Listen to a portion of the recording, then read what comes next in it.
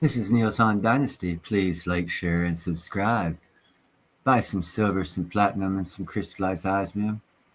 Be kind, helpful, and grateful. And don't listen to me. Everything we say here is to be taken as fun, bullcrap. This is for fun, not for profit. Uh, I think I got most everything out of the way. Let's see. Gonna start off with some shorty, but a goodie. Let's see. This is a 1.2 minute video by The Sun one day ago.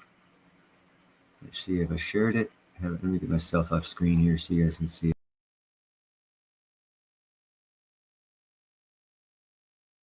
Capable of carrying nuclear weapons suffered a serious accident in the Mediterranean, according to reports. Fuel is now said to be leaking from Putin's 242-foot Kilo-class submarine Novorossiysk, creating an explosive hazard. The submarine was reportedly spotted surfaced in the Strait of Gibraltar this week. A Russian Telegram channel, which has links to spooks and other insiders with more than 330,000 subscribers, reported that fuel is accumulating in the hold and the sub is at risk of explosion. The crew may have no choice but to pump out the hold directly into the sea, the report added. It read, Novorossiysk, currently on combat duty in the Mediterranean Sea, is experiencing serious technical problems. Due to damage in the fuel system, fuel is leaking directly into the hold. There are no spare parts for repairs or qualified specialists on the submarine, and the crew is unable to fix the malfunctions. The serious accident has caused other problems as well. The accumulated fuel in the hold is an explosive hazard. The source believes the crew has no choice but to start pumping out the hold directly into the sea. The channel, which specializes in leaks from the Russian security services and law enforcement, gave no further details on the incident. The incident is a chilling echo of the Kursk submarine disaster, which sank after exploding in an accident on August 12, 2000, in the Barents Sea.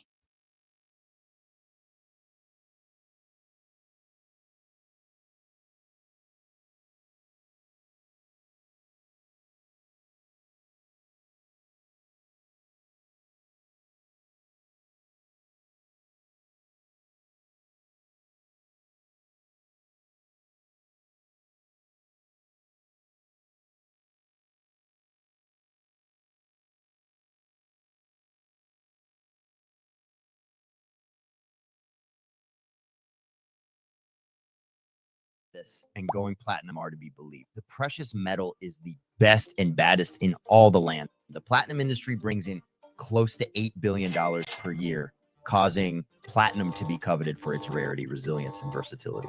Its scarcity makes the metal exclusive and valuable, while its resistance to corrosion and ability to withstand extreme conditions make it ideal for various industries. But how elite is platinum actually, particularly when compared with its best frenemy, gold? And more importantly, how is platinum made? Platinum is a rare element that does not occur naturally in a pure state. Instead, it is usually found alloyed with other platinum group metals in geologically unique rock formations called layered intrusions. The vast majority of the world's platinum reserves are concentrated in just a few of these mineral-rich intrusions. South Africa contains over 70% of known global platinum resources. Russia is the second largest platinum producing country, providing around 20% of global output. Outside of Southern Africa and Russia, platinum mining occurs on a smaller scale in North America and Zimbabwe, which accounts for around 5% of global platinum production. Its scarcity makes platinum rarer than gold. If you were to take all of the world's gold and fill an Olympic-sized pool with it, you could fill 3 entire pools. If you take all of the world's platinum reserves, you would only be able to fill 1 pool up to your ankles. Platinum's rarity adds to its investment appeal and drives the price skyward. Most platinum mining occurs underground because platinum ore lies far below the surface, sometimes hundreds of meters deep. This makes underground hard rock mining the predominant technique for extracting platinum. This involves digging a vertical shaft deep into the earth and using elevators and hoists to move equipment and workers between the surface and the mine. Drilling and blasting are key parts of underground platinum mining. Specialized equipment like long hole drill rigs bore into the rocky face, inserting explosives to break the ore into manageable fragments suitable for hauling to the surface. The drill hole patterns are carefully designed by geologists to optimize breakage and safety based on deposit characteristics. After blasting, bucking machines clear away the blasted ore and transport it to the main shaft using underground rail or vehicle haulage. From there, a complex system of cages and conveyances lift the raw platinum ore to the surface for the next stage of processing. Underground mining for platinum is technologically advanced, but also dangerous work with many risks and challenges requiring extensive monitoring and safety measures. This is only the first step in the process to make platinum usable for the world, a process that can take up to 6 months to complete. Once the blasted platinum ore reaches the surface, the first step of processing is mechanical separation. The ore is crushed by machinery into small fragments and mixed with water to form a slurry. The ore slurry is then ground in a mill to the consistency of beach sand to further expose the platinum particles. After milling, the platinum ore goes through froth flotation to enhance concentration. Chemical reagents called collectors are added to make platinum particles hydrophobic or water repelling. Aeration tanks then blow air into the slurry, allowing hydrophobic platinum grains to float to the surface in a mineral-rich froth which overflows for collection. The platinum concentrate collected by froth flotation contains about 15 to 20% platinum group metals, along with other residual minerals like copper and nickel. To isolate pure platinum, this concentrate first undergoes a high-temperature smelting process.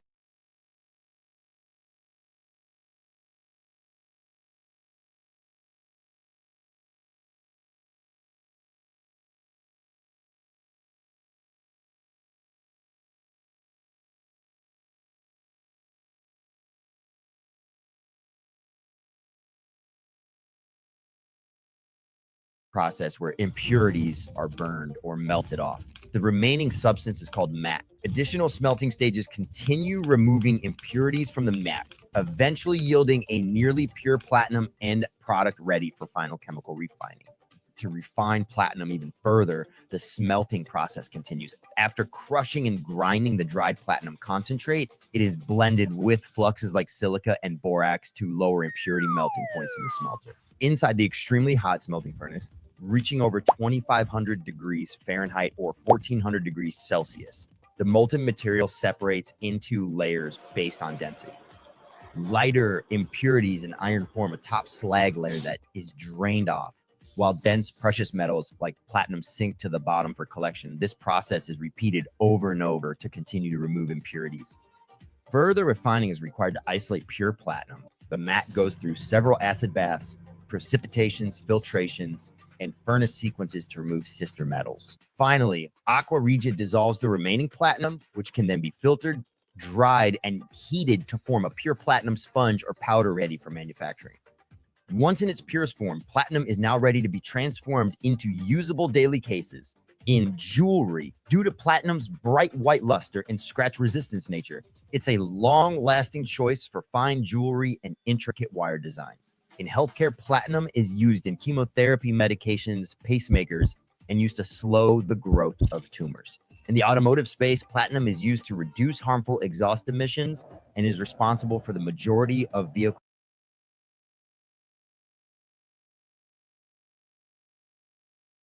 catalytic converter demand.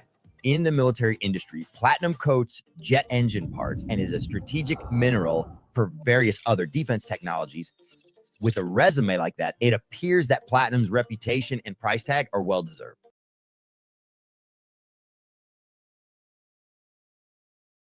Of getting platinum, you could have still 5 months ago got it for less than $1,000. So, and now it's only like close to 16. It's still a killer deal, in my opinion. Yeah, as a matter of fact, actually. Let's see here. Okay. We're going to do a Sean Ryan show here. Satellite actually get the metals inside of it? We'll essentially crash into it at about 1 meter a second. Does it have like an arm that comes out to... No. Hey, we launch one at a time right now. What if we bought an entire Falcon 9? We could fit about 20 spacecraft on it. We can dominate the mineral supply chain. So if you were successful in this, will U.S. become the leader in platinum? That's how I become the alien emperor. How are you actually going to extract metals from the asteroids? This is a fun one to talk about, right? Yeah. So the trick of an asteroid is when I get there, and let's use a random number that's pretty simple for everybody to understand. understanding this is like not what we're going to run into, but let's say the asteroid is 1% platinum group metals. That means it's 99% shit that's not worth a lot of money. And so if I bring it back to Earth, that's just wasted material. So what I have to develop, and what we have developed, is essentially a machine that can turn 1% platinum group metals into a much higher percentage of platinum group metals. So what I'm returning is worth a lot. You may have seen, actually, there was a pretty famous article that came out, I think about 3 years ago right now, and it said there's 100 quadrillion, million, whatever bajillion dollar asteroid out there in the world. It was referring to that asteroid Psyche 16 that I talk about, saying it. And the fallacy with that article is it was just calculating the iron content on Psyche. Like, you could put that same number on top of Mars. It actually doesn't mean anything. It's not economical to bring back. I'm not trying to mine iron. Like, iron's essentially free on the planet, right? The cost of iron is actually just the processing cost of it. There's plenty of ore everywhere. There's plenty of nickel everywhere. The thing we want to bring back is platinum. So the way we do it is, first off, we have to land on an asteroid. Now, the trick to landing on an asteroid for us is these are primarily iron, right? They're M-type asteroids are iron nickel asteroids, which means they should be magnetic. So the way we land on it is, or I should say more dock with it. I mean, try to imagine this, Sean, is at the biggest size, these are 400 meters in diameter, which in relative terms means they're tiny as shit in space. Like, there's really no gravity here. You're not landing. We can't even really go into orbit around these asteroids. We almost dock with them like you would dock with the International Space Station. And we use magnets to stick to them. That's how we attach ourselves to the asteroids. There's an ESA mission that did a really complicated way to try to grapple onto an asteroid with these hooks. And it was pretty cool. And they spent a lot of money, I think about $1 billion trying to figure it out. And it kind of worked. I mean, they were able to do it, but it was a little bit fraught with air. I don't think as a startup, I have any other way to land on an asteroid other than to magnetically attach to it. Landing on a piece of dirt or a rubble pile in space that is really small like this is next to impossible, or I'm just not smart enough to figure it out for the capital we have. So we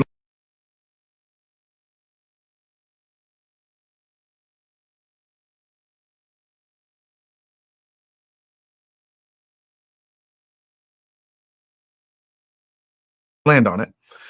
And then How close do you have to get to it for the magnets to pretty land? close. I mean, we have to touch the surface, right? We got to touch it. So we'll essentially crash into it at about 1 meter a second. That's the upper limit of velocity we'll have when we intercept the asteroid. So if you think about it, that's not slow, especially when you think about space hardware and how slow we usually go on space stuff, but it's not fast. It's a pretty low impact that we hit the asteroid with to attach to it. That's what we build the system for. And then what we do is we use a laser system. So we use a laser system to essentially start drilling into the asteroid. We remove the material. So we're removing iron, nickel, and platinum group metals. And then using that same philosophy that iron is magnetic and the platinum group metals are not, we essentially use magnets to reject the iron. And we keep the platinum group metals inside the spacecraft.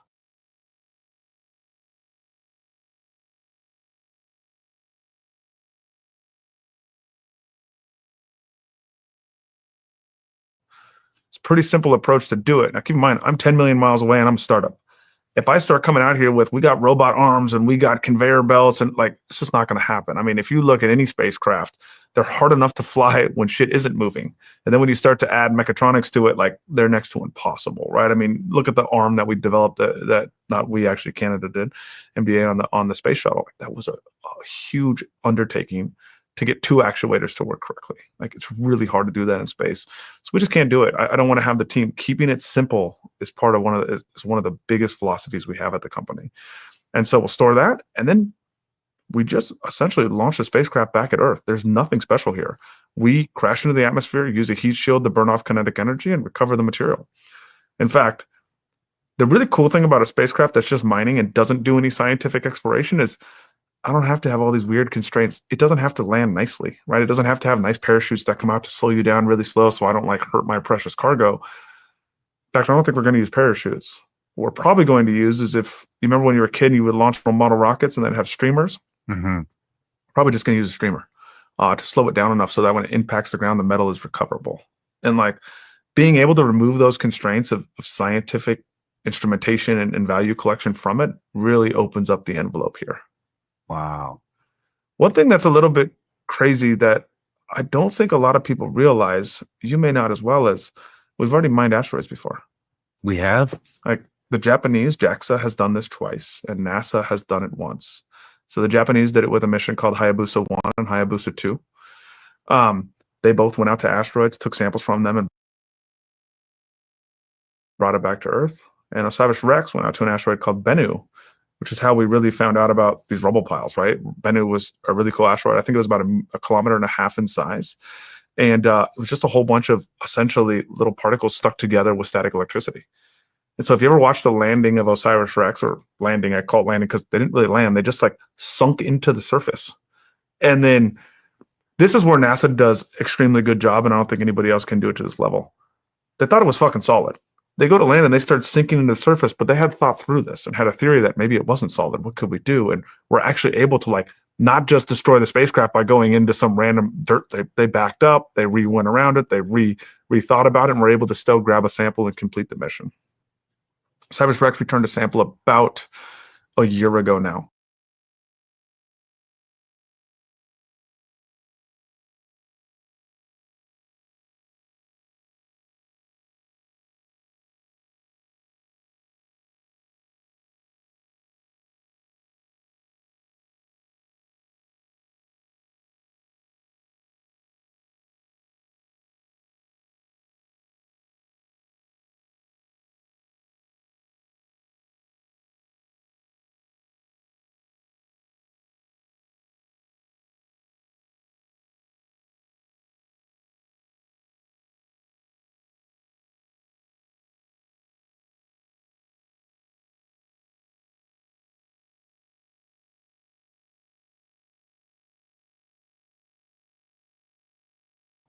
That came back in a small capsule to be recovered. I think we recently opened it up. It was really difficult for us to open for some reason.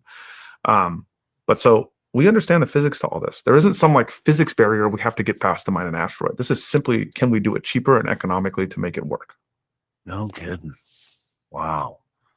So how does the satellite actually get the metals inside of it?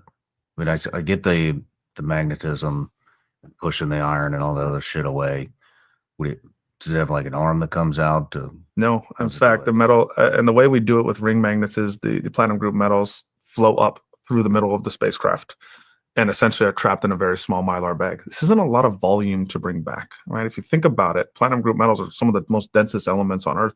It's a third of a meter cubed. It's not a big amount of material. So did you say it's 1,000 kg? 1,000 kg is a third of a meter cubed of PGMs. It's not a lot of volume. That's it. Pretty small. The shit's really dense. That's why it's worth a lot of money, right? It's like it's a very dense element that we're going after, these 6 elements. So it kind of works out perfectly to be the first one we bring back.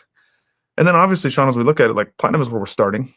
As prices change, as we're able to lower spacecraft, as we start thinking about things like, hey, we launch one at a time right now. What if we bought an entire Falcon 9? We could fit about 20 spacecraft on it. What if we bought an entire Starship? We could fit, I don't know how many, but I'm sure it's a shitload of spacecraft on it, right? And like, as these technologies advance and we get lower cost into space, we can do a lot more for cheaper. And then other metals start to meet that price threshold, right? You have indium. You have indium. Indium is an element that's in pretty high concentration on these metal asteroids. We have quite a few of the rare earth elements on these metal asteroids. You can look at nickel, you can look at iron, you can look at cobalt, right? You can look at these different elements and see when do they hit the price threshold where it makes sense to actually bring them back. And if you're targeting asteroids that take 2 years or less to get to, so you're looking at about roughly 4 years. Correct? No, 2 years or less round trip. Round trip. 2 years or less round trip. All the asteroids we keep on the board, 9 months or less to get to. 3 months to mine them, and a year to come back. It's always a little bit longer to come back because we're heavier and we leave slowly. So yeah, 2 years round trip is what we look at. That's what we cap it at. Why do you think it take? Why 3 months? Why does it take 3 months? That is what. So anytime you're going to build a system like this, I got to give the team constraints, right? I got to say, like, it's really easy when we're talking about a laser-based mining system. It's a linear trade between time and power. So when I say we have 3 kilowatts on the spacecraft, and we have 3 months, you now know how much material you have to remove. It's really easy to say, oh, we have 3 kilowatts. Well, I could use known techniques that work really well and just sit there for 10 years. But then I got to build a spacecraft that can last in space for 10 plus years. That's actually really hard to do. So I've given the team the constraint of 3 kilowatts, 3 months. It's a pretty arbitrary constraint, Sean. Not gonna say like there's a whole bunch of science that goes into it. Mhm. What there is science that goes into is the 2 years or less, and that has to do with radiation tolerance of the spacecraft. Right, the electronics on board can only handle so much radiation before they will start to fail at high rates, and that high rate failure in our spacecraft will start to happen around the 3-year mark with what we use today. So I want to make sure in 2 years we're back on Earth and safe, and then all the components can fail once we're back on the ground. Right on. Will you be able to reuse these or rebuild them? Absolutely refurbish not. them? No, we have no plans to reuse them. Okay. I mean, we're gonna fucking crash land them, right? Like keeping them light, keeping them cheap is pretty important to us at this point in time. And the economic use case for satellites at that scale that can be reusable is extremely difficult to make work, I think, if not impossible. I think when you start looking at Starship level reusability in these kind of massive structures, sure, you can talk about massive reusability when you're putting a lot of capex into one of these projects. The reality is, man, I'm not Elon Musk. I don't have, $50 billion behind me I can just dump into one of these. I have to think really economical at the beginning.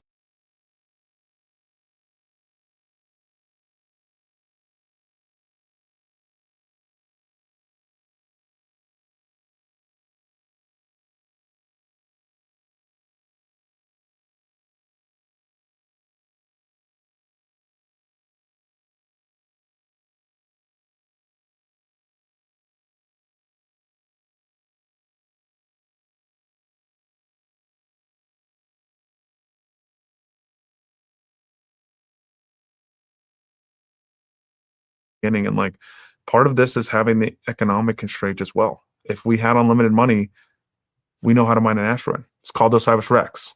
It costs $1.2 billion. It's really easy to iterate to that works, that's a solution. It's not an economical business though. We have to think cheap, we have to think light, and we have to make those trades all the time of like cost is in every trade study we do. And it's not a common thing for engineers to see. Most engineers are like, oh, what's the feature? What's the requirement? How much do I get out of this? But like cost is a big part of what we look at on every spacecraft build we do. Mm-hmm. Mm-hmm. Who all is interested in what you're doing? I think there's I'll put it in three categories. Who's going to benefit? I mean, who will you sell the metal to?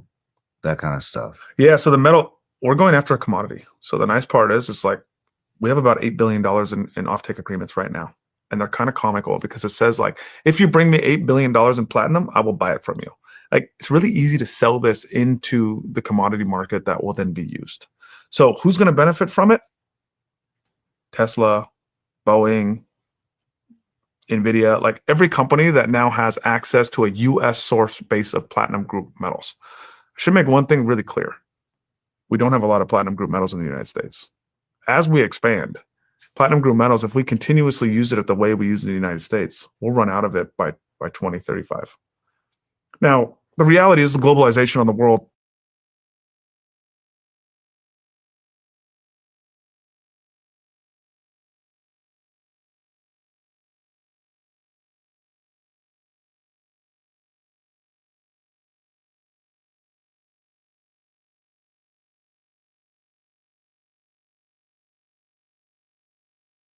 That's not how it works. And we come up with these deals and, half of this is like us posturing to other countries. And we've even seen this with rare earth, right? So, I mean, if you follow the news, it's like every other day, China is giving us rare earths or they're not. And I can't really keep track. And we keep negotiating back and forth. It's like, this is how economies work. And this is actually a really beneficial way for economies to work. The next wave of this will be in platinum group metals. It's probably one of the most dangerous things that I foresee that we're coming up against because it's one of the critical building blocks to what we do, and the United States doesn't have any. So if you do this, I mean, how many other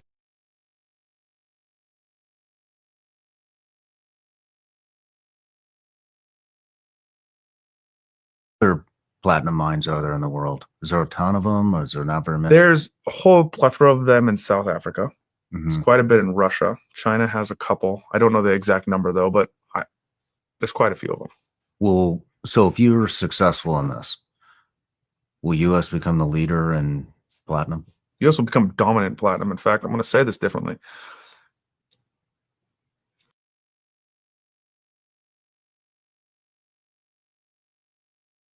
% of global carbon emissions are caused by platinum group metal mining alone because it's so deep, right? Because it's so deep, it's so hard to access, it requires so much to get it out.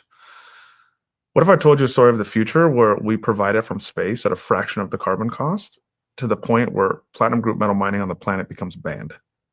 That's what I think the future holds for mining, especially on these critical elements. It's like as soon as we can show that there's an economically feasible, reliable way to secure minerals from space, Earth-based mining becomes regulated out of existence.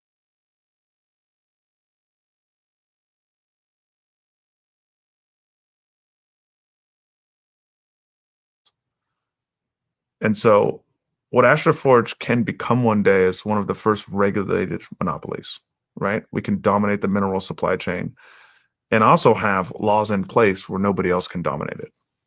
That's how I become the alien emperor. No matter where you're watching Sean Ryan Show from, if you get anything out of this, please like, comment, subscribe, and most importantly, share this everywhere you possibly can.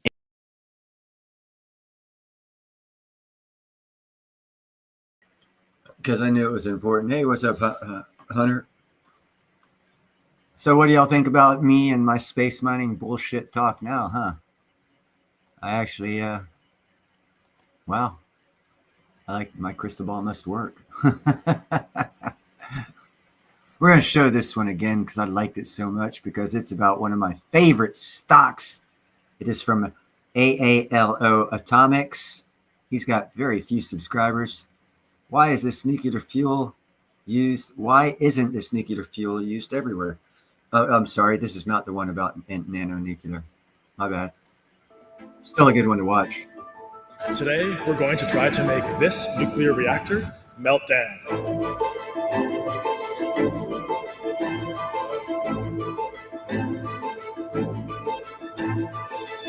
Pulsing reactor in 5, 4, 3, 2, 1, fire. In 1956, a group of nuclear scientists gathered to attempt to achieve the impossible. Their goal? To invent a nuclear reactor so safe that it could be given to a group of high school children to play with without any fear that they would get hurt. They called their invention TRIGA. And surprisingly, there are dozens of these reactors around the US today, and many of them are located right downtown on university campuses. But if this fuel is so incredibly safe, then why haven't all the reactors around the world started using it? And how does its inherent safety actually work? This is the story of one of the most underrated inventions of the past 100 years, and what it could mean for humanity if we bring it back. And to kick things off, we're going to go to a real live nuclear reactor and put this fuel to the test. That's Lee Raybon. He'll write for any publications that'll humor his conspiracies. Let's go.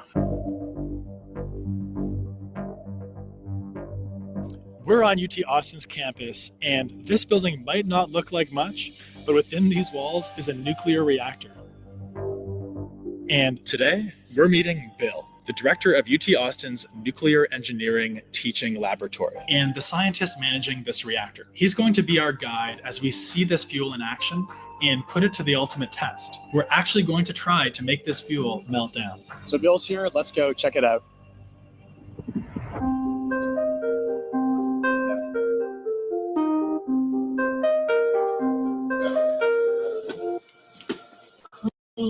Clean. That's what we like to hear. Yeah, so we're going to do a reactor pulse. What we're going to do is set the reactor up into a subcritical configuration. So what that means is the reactor is shut down. The transient rod, which is one of our control rods that we can actually pneumatically fire out of the core, will actually be placed fully inserted in the reactor. We'll then apply pressurized air to the rod, which will then actually cause that rod to lift up and eject from the core. As it's traveling out of the reactor is then going to go critical at some point when it's at some particular height, and then the reactor will go supercritical. And once it's supercritical, the power in the reactor is going to start going up really fast. It's then going to start producing heat in the fuel. As that heat's being produced, that's going to cause the uranium zirconium hydride reactivity feedback effect to cause power to go back down. If you think about it, this is crazy. Rule number one in nuclear reactor operation is to not rapidly remove the control rods. The control rods are the things that normally slow down the nuclear chain reaction. And in any other reactor, rapidly removing these rods could cause it to melt down. And Bill is telling us that we are about to rapidly remove the rods, not by hand, but by using compressed air to eject the rods at an even faster rate. eject. Why would Bill let us do this? This is the magic of Trigger Fuel. But before we eject the rods, let's dive a little deeper and explore how this safety mechanism actually works. So this is our fuel elements. The fuel itself actually sits in that space right there. The zirconium hydride is instantaneous, unstoppable effect. It's due just to the physics of the fuel. And so it's what makes this reactor what we call student proof. That's why we use it as a training reactor. You can come in here, you can run the reactor all you want. There's no way you're going to break it. The fuel will survive any event that we can do out here. So what exactly is Trigger Fuel? Its chemical formula is uranium zirconium hydride. The uranium part is what releases the energy in the form of heat when it undergoes fission. The zirconium is there for structural integrity, but the hydride part actually means that there are hydrogen atoms, i.e. protons, distributed all throughout the fuel. So what's the point of the hydrogen? Here's Bill again to explain. There's hydrogen then integrated into the fuel material. So when fission reactions occur, uranium fissions, creates fission fragments. Those fission fragments deposit heat inside the fuel. So the hydrogen atoms then start to move, to vibrate. And as they start to vibrate, then whenever the neutrons come in and scatter off of that hydrogen, instead of losing energy, the neutrons will gain energy. And when that occurs, then it's going to try to drive power back down. For nuclear fission to continually produce energy, you need what's called a chain reaction. This is what happens when one uranium atom splits, releasing energy, but also releasing 2 to 3 neutrons. If each of those neutrons goes on to cause another atom to split, very quickly you can get a lot of energy released. But the thing is, when these neutrons are released in each splitting, they are by default going too fast to cause another split. What you need is something to slow down these neutrons, so they will be more likely to go on to split other uranium atoms. This is called the moderator. In traditional nuclear reactors, the moderator is also the coolant. It's the water flowing around the core to keep it cool and take the heat away to the turbine for power production. The hydrogen atoms in the water are what slow the neutrons enough to allow them to go on and split more uranium atoms. Uranium zirconium hydride fuel is unique in the sense that the moderator is inside the fuel rather than the coolant. As Bill said,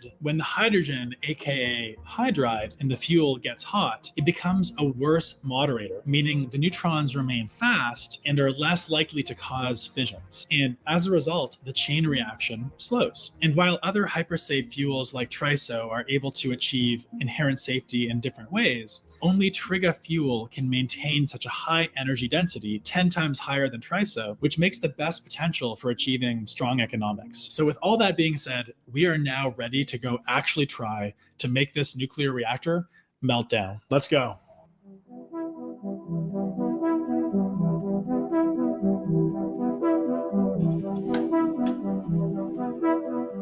Reaction time. Pulsing reactor. 5, 4, 3, 2, 1, fire. Oh, shit. Wow.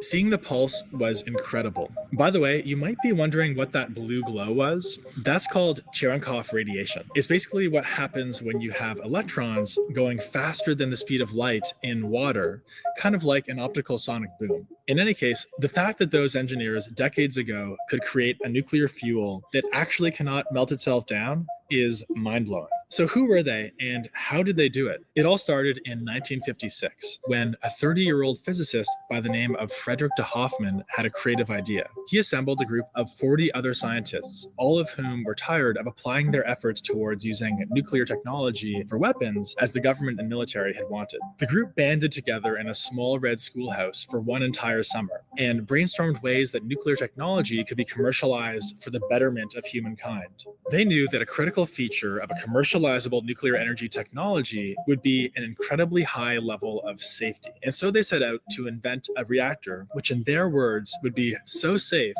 that it could be given to a group of high school children to play with without any fear that they would get hurt. 3 years later, they had already finished the design, built and licensed a prototype, and they hosted a grand unveiling to demonstrate the incredible inherent safety of their Trigger reactor. The reactor was a hit, selling 60 copies before the program was shut down. But you might be wondering, if this fuel is so incredible, then why was it never used commercially for power production? It turns out there are three main reasons. First, most of the reactors around the world today are water cooled. While water coolant works for a trigger reactor meant for university students, it doesn't work well for power production because the water can't take the heat away fast enough. The fuel is too finicky, it's too safe when paired with water as a coolant. Second, the fuel must be kept below a certain temperature. Too hot, and the hydrogen will leave the fuel, called dissociation, rendering it less useful. Note that when this happens, the fuel simply doesn't work as well. It's not a safety concern. But yeah, there is the issue that if you go up to higher temperatures, you potentially could dissociate the hydrogen out. And if that hydrogen leaves, then there's nothing there any longer to cause the reaction to happen. Yeah, if you lost the hydrogen completely. So what would happen in our fuel here is first, if the hydrogen actually dissociated, it would come out as hydrogen gas, and it would be stuck in the space between the fuel slug and the cladding material. So it could still provide some degree of moderation, but it would no longer provide that temperature feedback effect because it's no longer integrated into the fuel. And third, scientists at the time thought it wouldn't make sense to use this fuel for power production because it was more expensive to make than basic fuel. This was at a time when reactor designing was like the Wild West, and regulatory and safety requirements were less stringent. What has occurred over the many years is that as we've discovered new potential issues with reactors, we add additional safety systems. One of the issues with doing that is you have made the systems more complicated. So you've added complications by adding on an engineered system. The future of reactors is actually not really to do that. The future of reactors is to go back to the original design. And so by using things like uranium zirconium hydride, you can allow the fuel to have the physics to survive these events, as opposed to having a movable engineered system. The other difficulties you would have in creating a gigawatt class reactor from the inherent physics of zirconium hydride fuels, it will work, but it will require certain changes to the core structure, to the fuel structure. So I don't think anybody was willing to go to the effort to make all the design changes, testing the fuel, building a whole new fuel factory to do this, applying for licenses to basically re-engineer what we know today as a Westinghouse PWR. And if you could find a way to resolve the water coolant and hydrogen dissociation challenges, you could be left with a pretty incredible reactor design. That's exactly what we're aiming to do at Allo Atomics. We fundamentally believe that if nuclear will ever be ubiquitous, it should be as inherently safe as one of those university research reactors on downtown campuses. Our co-founder and CTO, Yasser Arafat, started the MARVEL program at INL, one of the major nuclear labs around the US today. The program started in 2020, and in 30 months, the team was able to finish the design of the first new advanced reactor in decades. This reactor uses uranium zirconium hydride as the fuel, along with liquid metal as the coolant. To dive deeper on this, here's Yasser to talk about how we're engineering the Allo 1 reactor to pull off power production with uranium zirconium hydride fuel.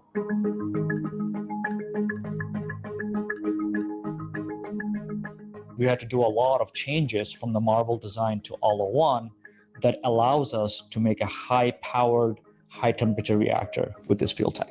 And there's a ton of challenges that we'll have to solve through, and that's where a lot of the innovations come in. So the step number one is making the fuel pin diameter smaller. Because if you want to generate a lot of heat, you have to introduce a lot of cooling at the same time. And when you use sodium, the ability to cool that fuel pin becomes significantly better. So the combination of adding a coolant that has very good thermal properties, along with making the fuel pin skinnier, now you are able to generate a lot of heat and be able to remove that heat without exceeding that high centerline temperature.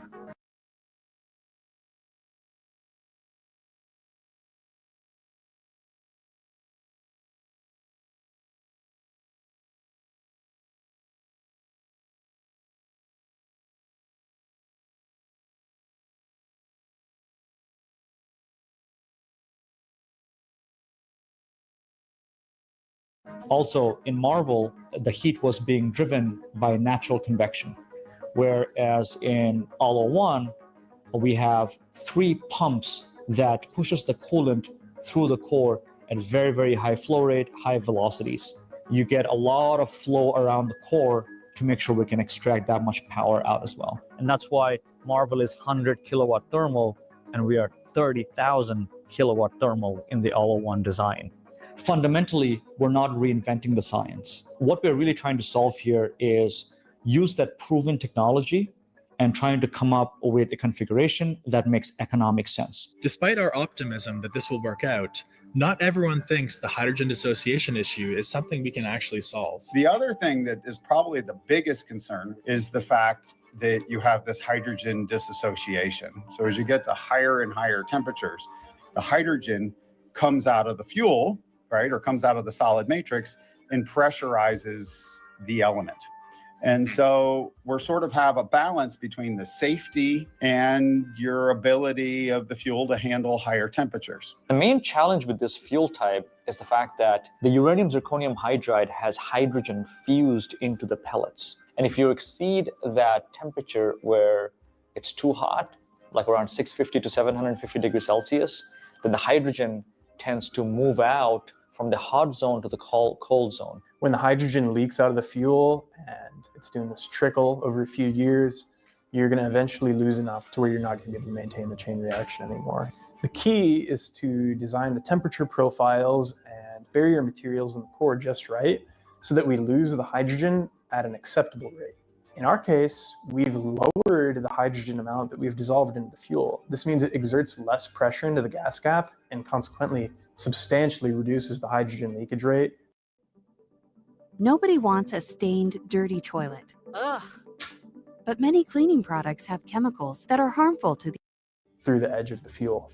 You also have a cost of the zirconium hydride and supply chain issue. This fuel type is not easy to come by. There's a legacy of pressurized water reactors being used in commercial power, maybe not because they're the best reactor design ever, but because that they're well-established, well-run. They want to deal with known things that they can control the risk, etc. Regardless of the challenges, we are on a mission to prove it one way or the other. Will this fuel work for a reactor that's operating at a higher temperature for five or 6 years? In some situations, it's a matter of we just need to be bold. We need to take a risk. We need to have the courage to fail. Because in the nuclear industry, in the 1950s and 60s, even in the 70s, you saw that there were government, there were researchers, there were universities, there were industry and businesses that said, I'm willing to invest and I'm willing to take the risk that there might be failures, but I'm going to learn from that failure. And what I learn is going to propel me forward. Right now, the nuclear industry has been built the past 30, 40 years on an entire career that is afraid to fail. We need to learn how we fail safely so that we can continue to propel forward. The challenge for Arlo is going to be, what do I have to do to get regulatory approval of this fuel? I think it can be done. I'm excited about it. One thing we do know is how to make zirconium hydride fuel. How you have to modify the fuel design and how you have to make sure it works under Arlo's operating conditions will be the key. I think as a country and as a world, we need to advance the technology. We need to build. We need to test. Where we are right now, I find very exciting within the nuclear industry because I think we're getting to a point where we are building and testing. And that's what we need to do to move things forward. You only have one way of knowing, and that's build it, turn it on, and find out. This fuel has been around for over 6 decades, and now we've given it a second look. We know that there are clear challenges to overcome to make this fuel work, but we also know how incredible the future could be if this is all possible. Nuclear energy should be powering the majority of the world's clean energy needs, and we believe that this is the best way to get us there. And OKLO has a better system. Let's see if I can find it.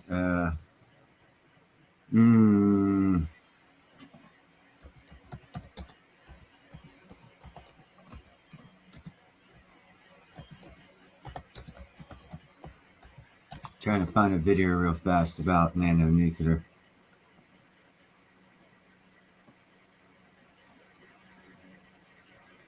Okay. Ooh, that's rather long.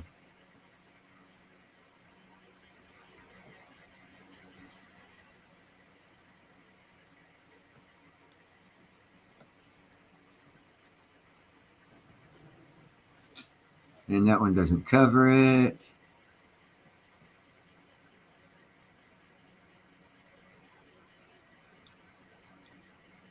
Develop a small modular reactors to improve speed. Oh well, sorry guys, can't find it real fast, and I wasn't prepared. We'll just go on. Know that nano nuclear energy and OKLO are a better deal, in my opinion. That system he's got, it's the old style. No one wants to build the multi-megawatt, huge nuclear reactors anymore. They're all going to go small and micro nuclear reactor. Oh, here we go. This will scare the crap out of you. This is from Financial Historian, 4,100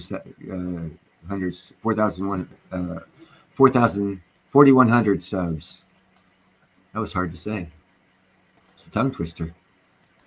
The news that the banks are closed. You grab your phone to check your balance and the app won't load. The ATM down the street has a sign taped to it, out of service. Shops are open, but no one wants your debit card. Gas stations demand cash only. Rent is due, but the landlord won't take a transfer. At first, you assume it's a glitch, some temporary outage, but then you notice the mood in the streets. People are lining up outside shuttered bank branches. Supermarkets are full of customers with carts stacked high, paying with crumpled bills because plastic is useless. The television blares updates. The financial system is under emergency review. And suddenly, the thought hits you like ice water. Your money isn't where you thought it was. It's not in your account, ready to be withdrawn. It was always just numbers on a screen. And the screen has gone dark. It sounds like the setup for a dystopian novel, but it's not. It has happened before, and not in some far-off, unstable nation you never think about. It has happened in countries that thought themselves modern, safe, and secure. And when it happens, life doesn't slow down politely. It snaps. The rules of wealth and survival shift overnight. Take Argentina, the year 2001.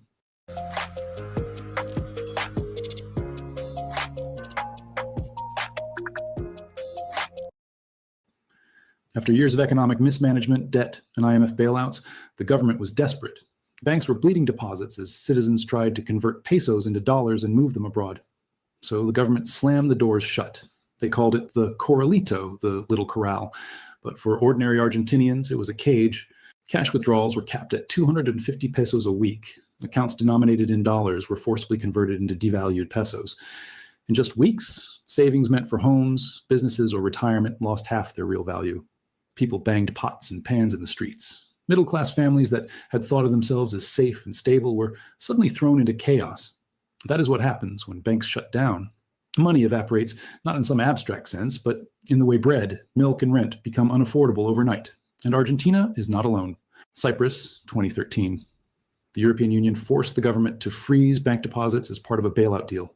Ordinary depositors woke up to discover that accounts over 100,000 euros would be raided, literally seized, to rescue failing banks. It wasn't the billionaires who felt it most. It was businesses that suddenly couldn't pay employees, retirees who couldn't access their pensions, parents who couldn't cover tuition for their children. In Lebanon in 2019, years of corruption and fiscal collapse triggered capital controls. Banks limited withdrawals to a few $100s a month, no matter how much was in your account. Savers stormed branches, not with paperwork, but with guns. And in each of these cases, the story was the same. What you thought was your money turned out to be theirs. Even in the United States, the land of this could never happen here, the banks have closed. In 1933, in the depths of the Great Depression, President Franklin Roosevelt declared a nationwide bank holiday. For 4 days, every single bank in the country shut its doors. Citizens couldn't withdraw cash, businesses couldn't pay wages, and uncertainty reigned. It was only after the government inspected and selectively reopened banks that public confidence was slowly rebuilt. But think about it. One of the wealthiest nations on earth had to literally freeze its entire banking system just to prevent collapse. The common thread in all these stories is that banks don't hold your money the way you think they do. They operate on fractional reserves. For every dollar deposited, only a fraction stays in the vault. The rest is loaned out, invested, transformed into debt. When too many people demand cash at the same time, the illusion breaks. And governments, instead of admitting the fragility, often side with the banks. They freeze withdrawals. They devalue deposits. They make you pay for the system's mistakes. Now imagine that happening tomorrow in your own city. What would you do? Would you have cash for a week, for a month? Could you pay your mortgage if the bank itself was the problem? Could you feed your family if the digital numbers vanished? This isn't about paranoia. It's about facing the uncomfortable truth. The financial system is not built to protect you, it's built to protect itself. And when stress hits, you'll discover that banks are not vaults of security, but fragile machines of confidence. Once that confidence cracks, money and power flow in directions you can't control. That's the nightmare scenario. And as we've seen from Argentina to Cyprus, from Lebanon to the United States itself, it's not hypothetical, it's history. And history has a nasty way of repeating itself. When we peel back the surface of these crises, the pattern becomes painfully clear. Banks don't collapse because of random chance. They collapse because of how they are built. Fractional reserve banking, the core of our financial system, is both its genius and its Achilles heel. In simple terms, banks do not sit on your deposits, waiting for you to pick them up like coats at a check room. They take your money and multiply it. If you deposit $1,000, the bank might keep 50 in reserve and lend the rest out to a business, to a home buyer, to the government itself. That loan in turn becomes someone else's deposit, which can then be lent again. Out of thin air, $1,000 becomes $5,000 or $10,000 in circulating credit. It is a machine that fuels growth, but it is also a house of cards, because if too many people come asking for their original 1,000 at the same time, the bank doesn't have it. This is why confidence is everything. The system works as long as people trust that the doors will stay open. But the moment that trust falters, a run begins. It doesn't take everyone demanding their money, just enough people to expose the thin layer of reserves. And once the panic spreads, even solvent banks can go under. It's like fire in a crowded theater. One scream, one rush for the exit, and suddenly survival is a stampede. Governments know this. That is why, in crisis after crisis, their instinct is not to protect the individual saver, but to protect the banks. When Argentina imposed the Corralito, it wasn't out of malice. It was because if they had allowed people to keep withdrawing, the banks would have collapsed in a week. When Cyprus imposed bail-ins, seizing depositors' money to recapitalize the system, it was sold as tough medicine. But the reality was brutal. The ordinary citizen was forced to underwrite the mistakes of politicians, bankers, and international creditors. In the United States in 1933, Roosevelt wasn't just calming the public. He was buying time to stop a cascade of failures. The truth is, banks and governments are joined at the hip. Banks need governments to enforce confidence, guarantee deposits, and backstop them in crises. Governments need banks to buy their bonds, finance their deficits, and channel credit into the economy.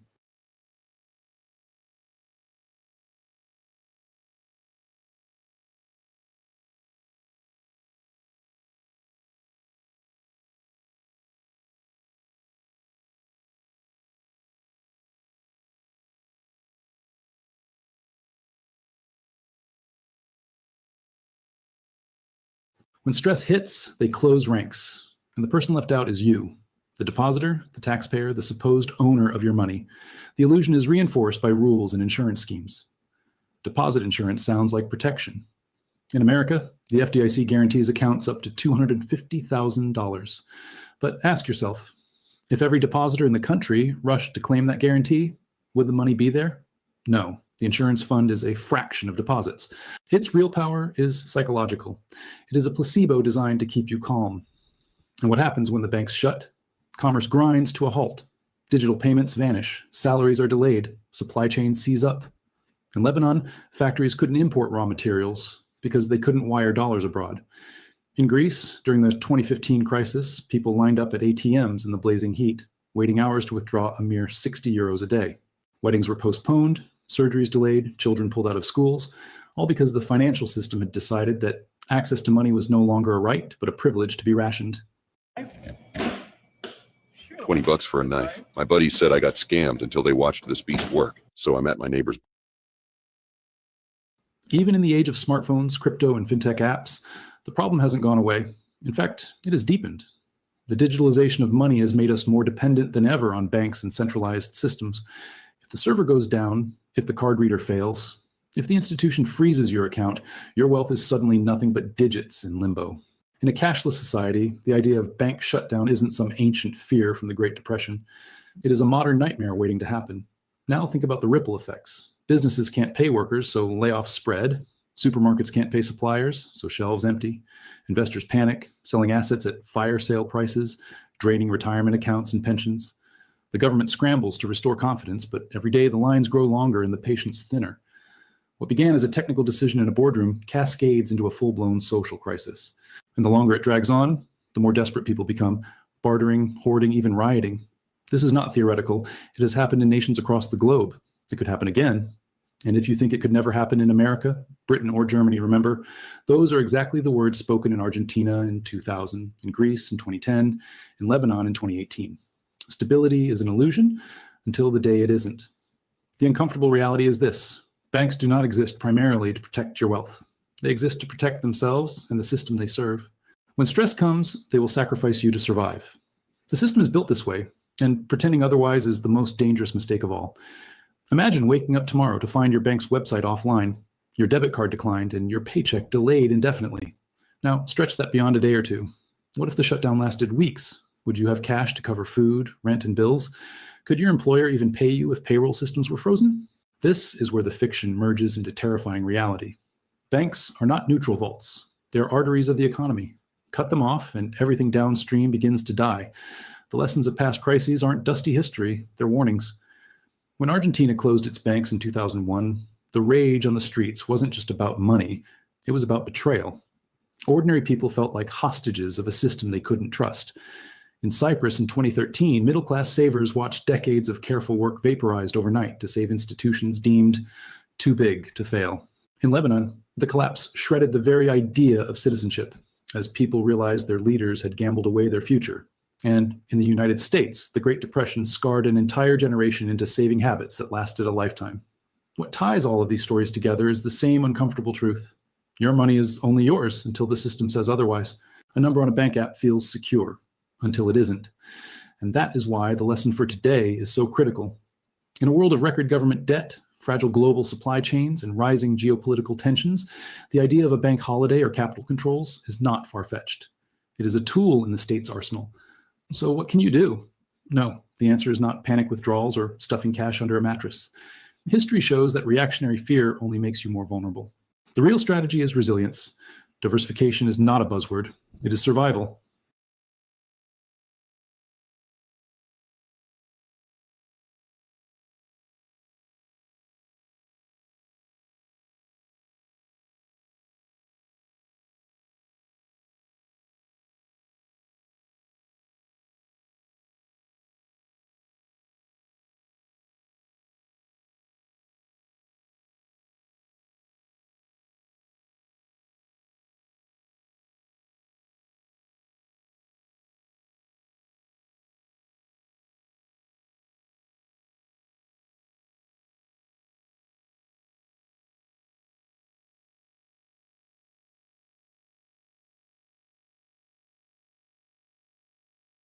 Having assets in more than one form, more than one institution, even more than one country, can mean the difference between paralysis and mobility. Real wealth is not just what you earn, but what you can actually access in a crisis. Gold, real estate, alternative stores of value, even cash reserves. These are not old-fashioned ideas. They are lifelines. And beyond the personal, there is the collective. We must recognize how laws are written. Time and again, governments design financial protections that sound like they protect citizens, but really shield the system.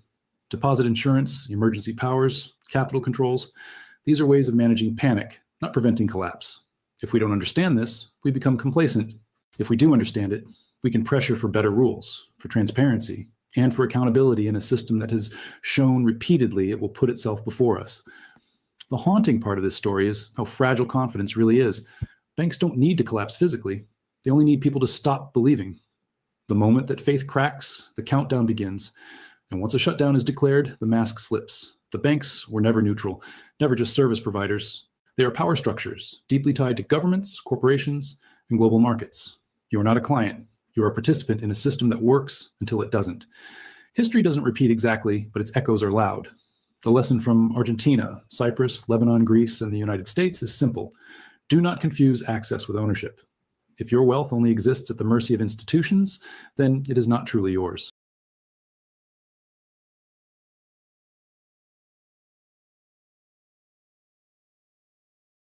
Good strategy. But one thing you need to consider when you say hold it, you own it, those skills, you hold those too. In a bad times, 3% of people are into precious metals? Maybe 20% will be into them for barter. The other 80% will want something else. So it's not a go-to end-all barter scenario. What more likely is an end-all, if you look at all those countries he just mentioned, barter, skills, because people can't have their farm fields hoed by gold and silver. It's by skilled workers. So there's still going to be that around. And from what I hear from all these channels is it seems like the precious metals will do all of that for you. It will not. You have to have skills. And you'll find, and unfortunately most people find out too late, that skills can save you from spending your precious metals and your other asset classes in bad times. Because as I mentioned, and I mentioned it intentionally, when Roosevelt revalued gold, it was in 1933, 4 years after the collapse. That means 4 years after every American lost everything, had to spend all his savings and get rid of all of his gold and silver to stay afloat. Then they reevaluated it because the banks had most of it at that point in time. So what you want to do in bad times is think of accumulation of gold and silver and assets during bad times. How do you do that other than through smart maneuvering and owning your own business? Trades and skills. Get into things that people need. Cooking. Good skill.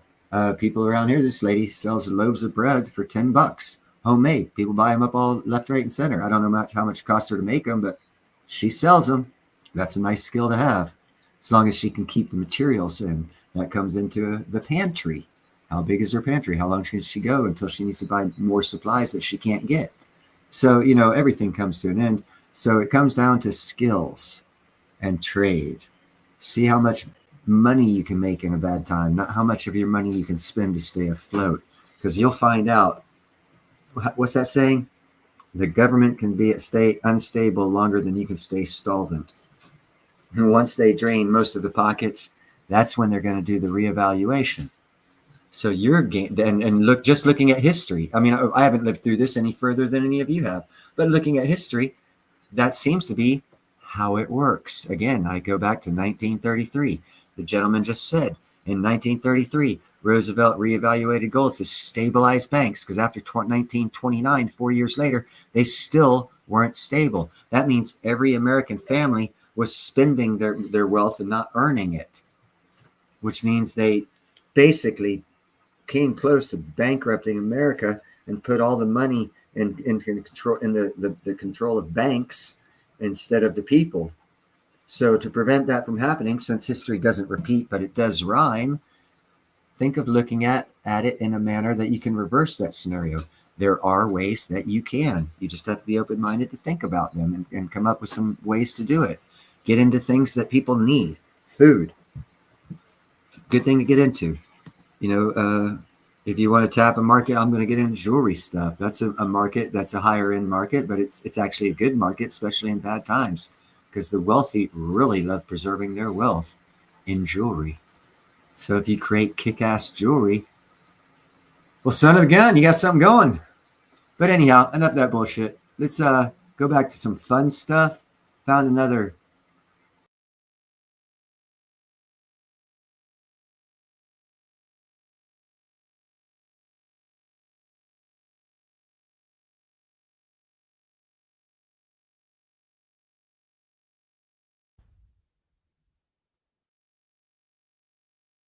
Hey there, my hairy friends. It's a beautiful morning here in the woods.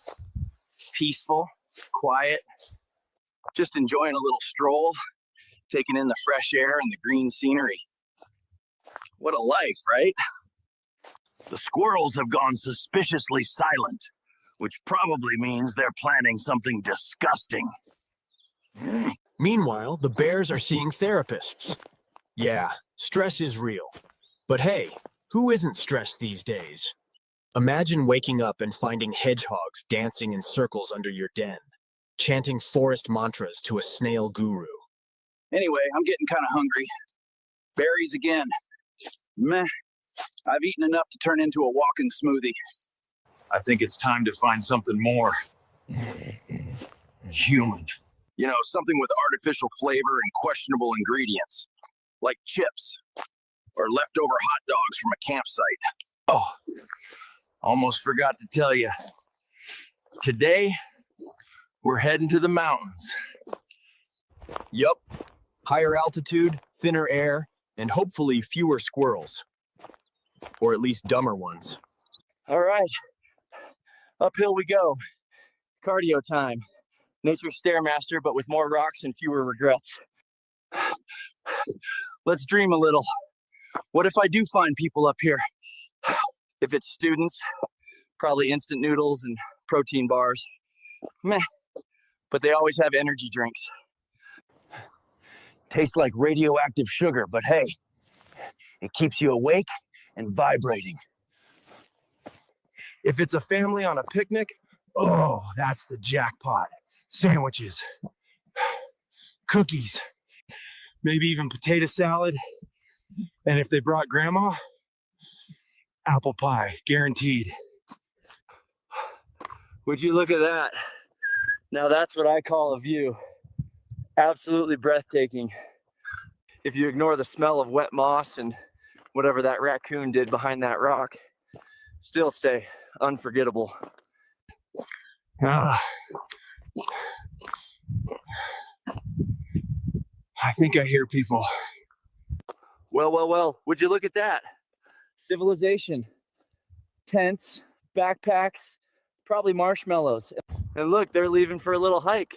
While they wander off into the woods, I might just wander in Tessa real quiet like, just to, inspect the snack situation.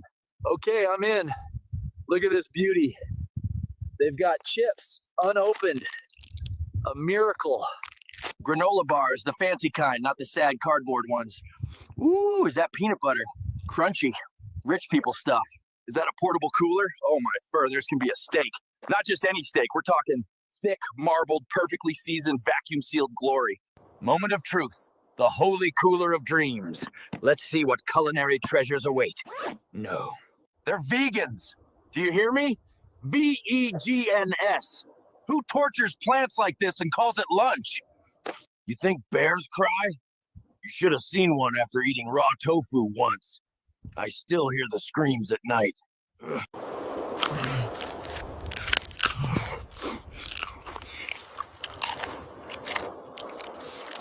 All right, enough is enough. It's time I find some real food, pure protein, the kind that puts hair on your chest, chap, even if you're already covered head to toe. No more leaves, no more sad lentils. I need something that had hopes and dreams. I want to tell you a story. I used to believe that Jesus was a Catholic God, God of the Gentiles. I imagined that Jesus was Italian. The New Testament. Dreams before it became dinner.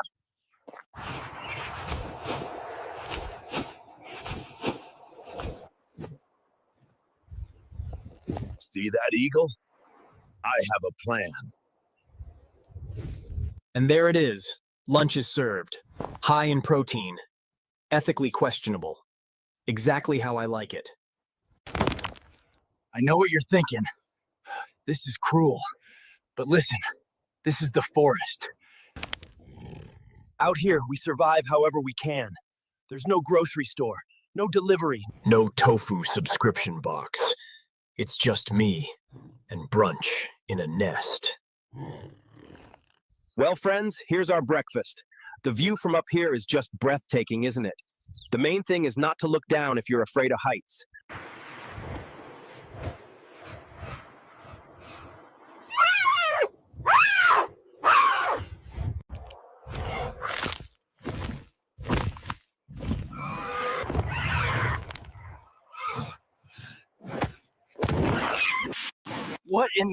What was that? I look like I just wrestled a bush. That thing had talons the size of garden shears. No. That flying dinosaur wants to eat me. I just wanted the eggs, not a boss fight. I heard something. Definitely not an animal I recognize. See that? That's a ranger. Armed. Focused. Full on forest commando mode. All right, I need to deal with him. Can't risk being seen. If that ranger spots me hail, it's over. Tourist photos, government questions, conspiracy TikToks. Again. But don't worry. I have a plan.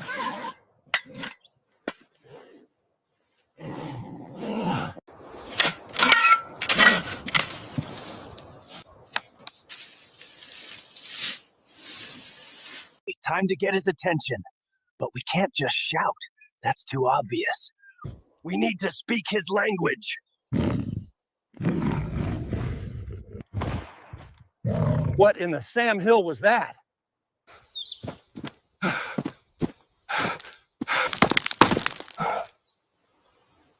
Okay, Ranger situation handled.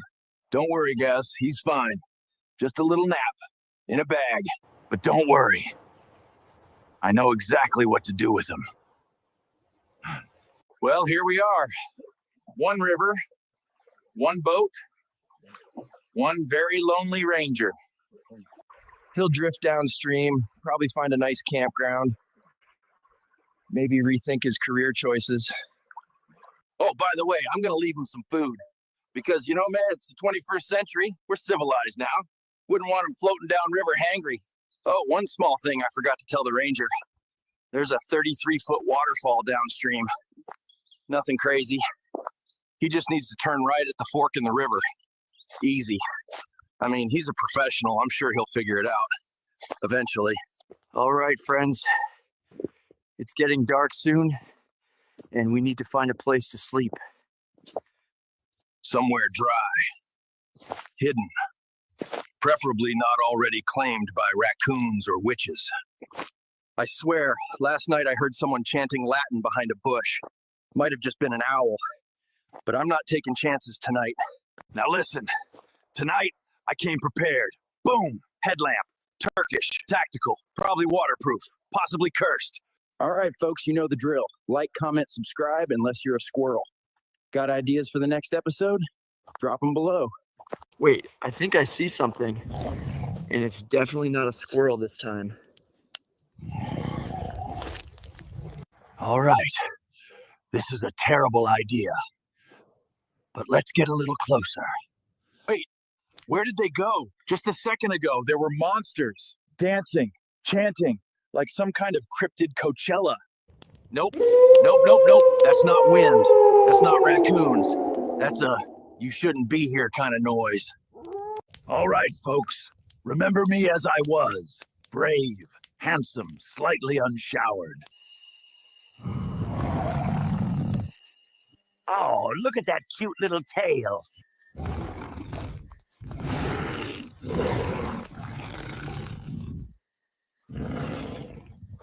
He's real.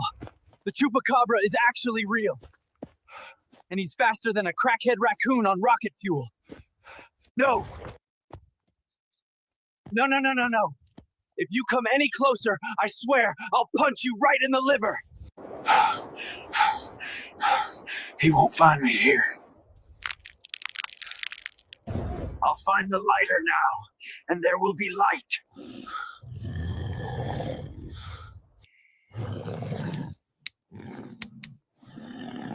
Ah! Help! Oh, God, help me! Help! Okay, I think I lost him. Sun's coming up. No more creepy chanting, no more glowing eyes, no more cardio. I'm still alive. Probably traumatized, but alive. Let's recap, shall we? I got chased by a chupacabra. Accidentally infiltrated a demon rave. Kidnapped a park ranger, with kindness, obviously. Almost fell off a cliff and ate half a vegan broccoli stick just to survive. That's not a vlog. That's emotional damage in HD.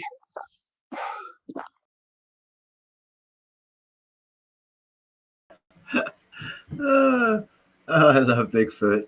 Pete, your family's great, man, let me tell you. They're funny. All right, we got one more here. Let's see. Oh, yeah. Say goodbye to phones. These 10 devices will change everything. Digital Butterfly, 8,240 subscribers. Give him a thumbs up. See what the hell he's got to say. We don't want to go. We'll start with... well, no, that's number one, so we'll start there. This is used every day. Disappeared. What if your glasses became your phone, your tattoo tracked your health, and your speaker levitated midair, like magic? This isn't a sci-fi movie. It's the real future of technology, and it's happening faster than you think. From AI-powered smart glasses to solar e-scan and floating devices, we're stepping into a world where tech isn't just around us, it's part of us. Welcome to Digital Butterfly, where we explore the technology of tomorrow, today. Imagine a world where you never need to pull out your phone again. No more scrolling, no more constant charging. In the next decade, these 10 groundbreaking gadgets will completely replace your phone. Let's dive in.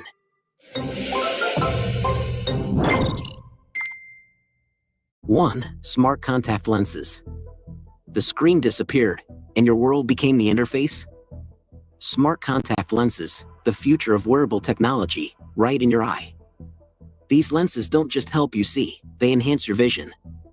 Augmented reality, real-time translation, even biometric health tracking, all without lifting a finger.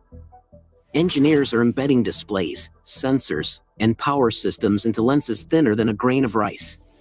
Imagine being able to build an app with your name on it, just by thinking about it. Meet Base 44. The challenge? Making it safe, seamless, and invisible. Imagine students seeing equations while listening to the lecture. Or doctors viewing patient vitals mid-surgery. No screens, no delays. Night vision, facial recognition, eye-controlled apps.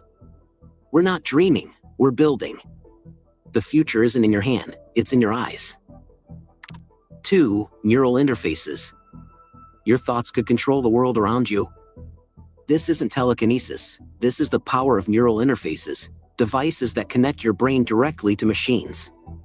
Our brain is a supercomputer, every thought, every movement, every emotion, encoded in electrical signals. Neural interfaces read those signals and translate them into real-world actions. For people with paralysis, it's a lifeline. For gamers, it's the next evolution of immersion.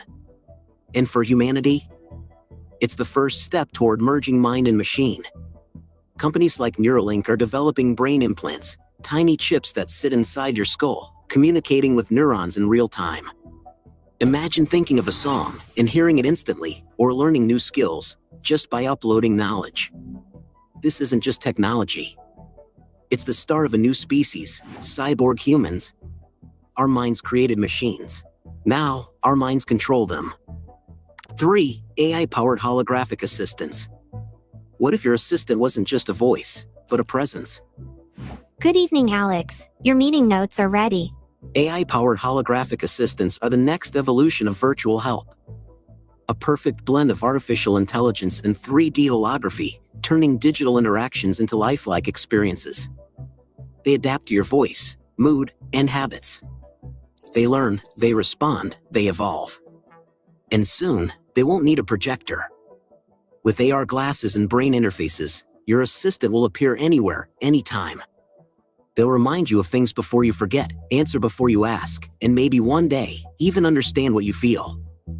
From smart homes to smart companions, AI-powered holograms aren't just tools, they're becoming something more. The future is no longer just digital, it's holographic. 4. Virtual reality workstations. Imagine a world where the boundaries of physical space no longer limit where and how you work. Welcome to the future, where virtual reality workstations redefine what it means to be productive. In this new era, all you need is a VR headset and a few controllers. Gone are the days of crowded desks and distracting surroundings. With virtual reality workstations, your workspace becomes limitless. Step into a virtual world where your desk can expand infinitely. From multi-screen setups to immersive 3D models and interactive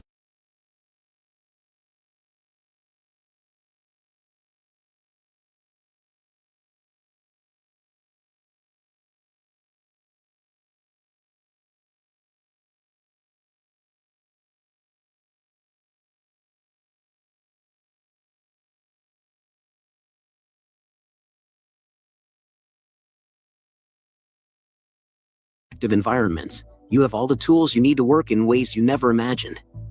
Design products, collaborate with colleagues across the globe, and manipulate data like never before. Virtual reality workstations empower you to immerse yourself fully in your tasks, whether you're drafting blueprints or developing a new product. And it's not just about individual productivity. Virtual reality workstations create the perfect environment for global collaboration. Meet your colleagues as avatars, brainstorm in immersive 3D spaces, and feel like you're in the same room, even when you're miles apart. In today's physical offices, distractions are everywhere: noisy coworkers, cluttered spaces, and outdated technology. But in a virtual office, everything is optimized for efficiency and comfort. No more wasted time setting up meetings or searching for the right documents. Everything is at your fingertips, wherever you are. Virtual reality workstations are the future of work, a fusion of technology and innovation that gives you the freedom to work from anywhere, anytime, in ways that were once impossible. With virtual reality, the future is not just in our hands. It's all around us. Ready to step into your new virtual office? 5. Shape-shifting wearable tech. What if your clothes could change shape, adapt to the weather, even become a screen? Welcome to the future of shape-shifting wearables, where fashion meets function, and your outfit becomes alive. Imagine a jacket that hugs you when it's cold, then loosens as your body heats up. This isn't sci-fi anymore, it's programmable material in motion. Researchers are developing smart textiles with built-in memory. They respond to temperature, pressure, and electric signals, changing their form in real time, like muscle fibers for your clothes. And it goes beyond clothing. Wearables of the future can reshape on command. A bracelet that becomes a phone, a hoodie that becomes a backpack, even glasses that unfold from a pendant. From military-grade exosuits, to high-performance sportswear, to fashion that adapts to your mood, shape-shifting tech is reshaping identity, expression, and survival. This is not just wearable tech, it's living design, responsive, intelligence, and radical transformation. I'm going to throw it to the whole panel. What do we make of the 6. Portable holographic gaming consoles. No screens, no controllers, just pure holographic immersion. Welcome to the future of play, portable holographic gaming consoles. These devices turn any flat surface into a battlefield, arena, or universe. Forget consoles stuck to TVs or phones. This tech brings augmented and mixed reality into your backpack. The magic? It's in light field projection and spatial mapping.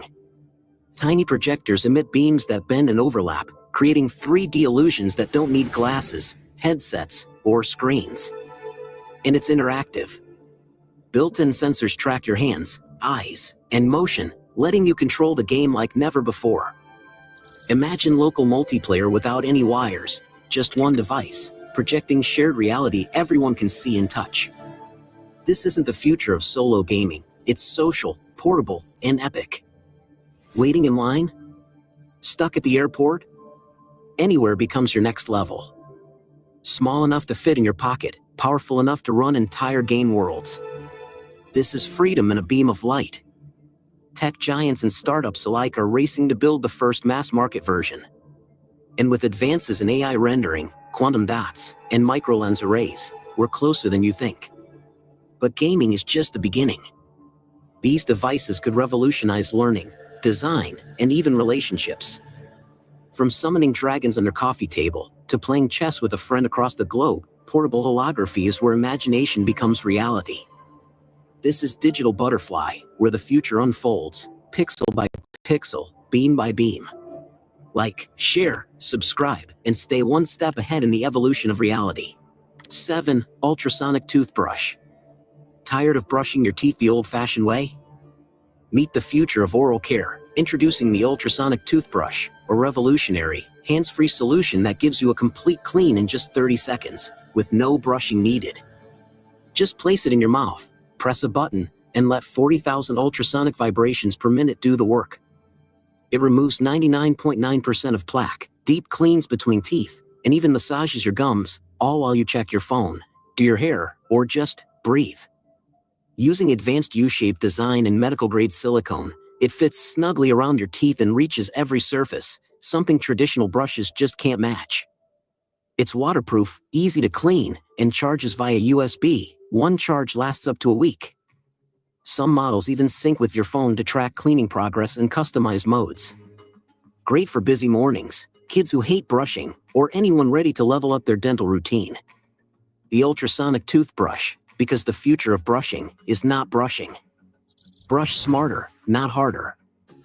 8. AI-powered smart glasses. Imagine a world where your glasses do more than just help you see, where they understand what you're looking at. Welcome to the age of AI-powered smart glasses. These aren't your average frames. These smart glasses are built with integrated AI, augmented reality, and real-time assistance, all packed into a design that's stylish, lightweight, and always connected. Lost in translation? Not anymore. AI-powered smart glasses can translate text and speech in real time, turning street signs, menus, or conversations into your language. It's like having a personal interpreter right on your face. Find your way, hands-free.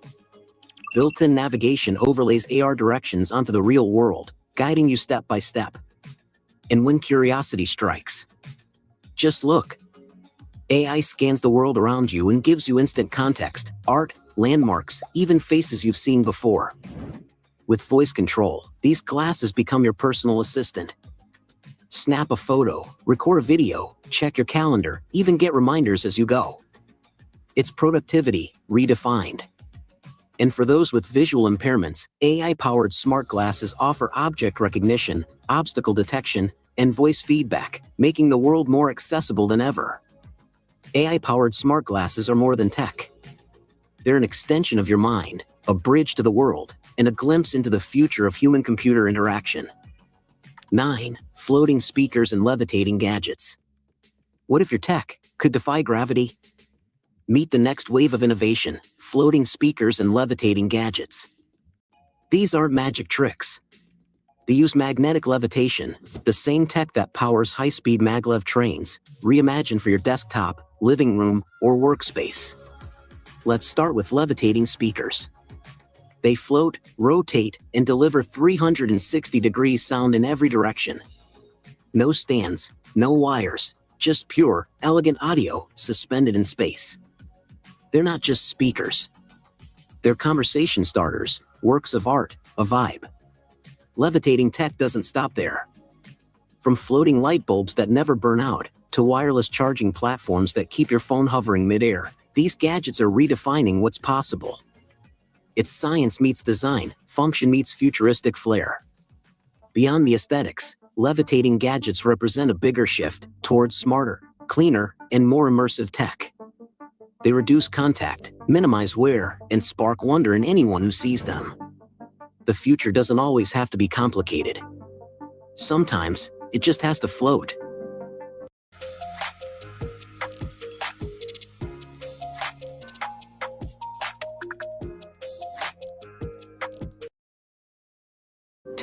Solar-powered e-skin. Your skin could power itself, track your health, and connect you to the digital world? Welcome to the future of wearable tech, solar-powered e-skin, also known as electronic tattoos. E-skin is an ultra-thin, flexible layer of electronics that sticks to your skin like a second layer. It monitors your body in real time, heart rate, hydration, temperature, even stress levels. But here's the game changer, this one is solar-powered. It charges itself using ambient light, no wires, no batteries, just clean, continuous energy. Tiny photovoltaic cells built right into the e-skin convert light into energy. The flexible circuits then process signals from your body, wirelessly syncing with your devices. It's like having a full medical lab, right on your skin. From personalized fitness to remote healthcare, this tech could transform how we manage chronic illness, early diagnosis, and elderly care. It can even alert you before your body does. This isn't science fiction anymore. It's soft, smart, self-powered tech woven into who we are. Solar-powered e-skin. Because the future isn't worn, it's lived. These technologies might sound like science fiction, but guess what? Many of them are already being built, right now. In the next decade, we might live in a world where phones disappear, glasses become powerful computers, and gadgets float right in front of us. But that's just the beginning. What if your skin becomes your screen? What if your city thinks, breathes, and evolves just like you? Hit subscribe, because in the next episode of Digital Butterfly, we're diving even deeper into the future you never saw coming.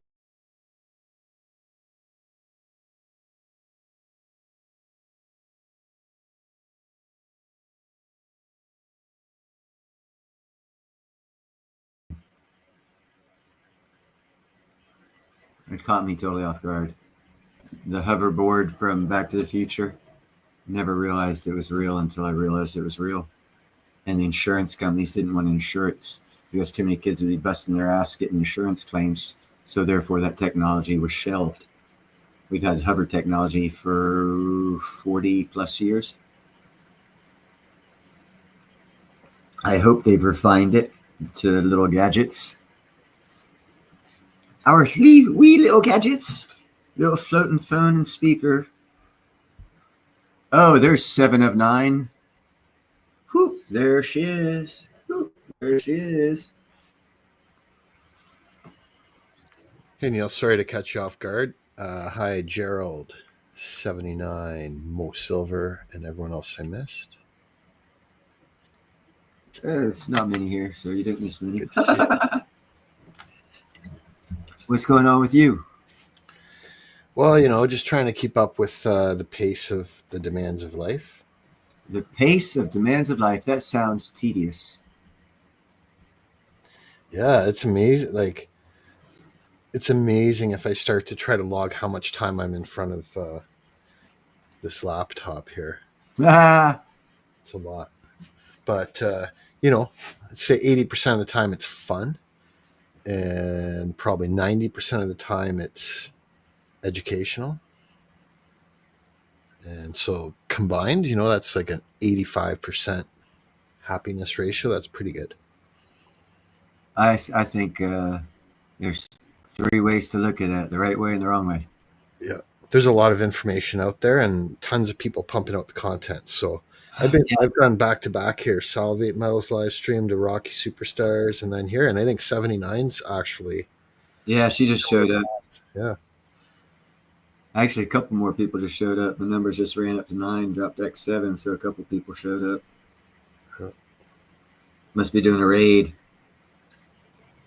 Well, we just passed through what do you call it, the top of the hour. It's 9:05 Eastern. Right on. Good night, Mo.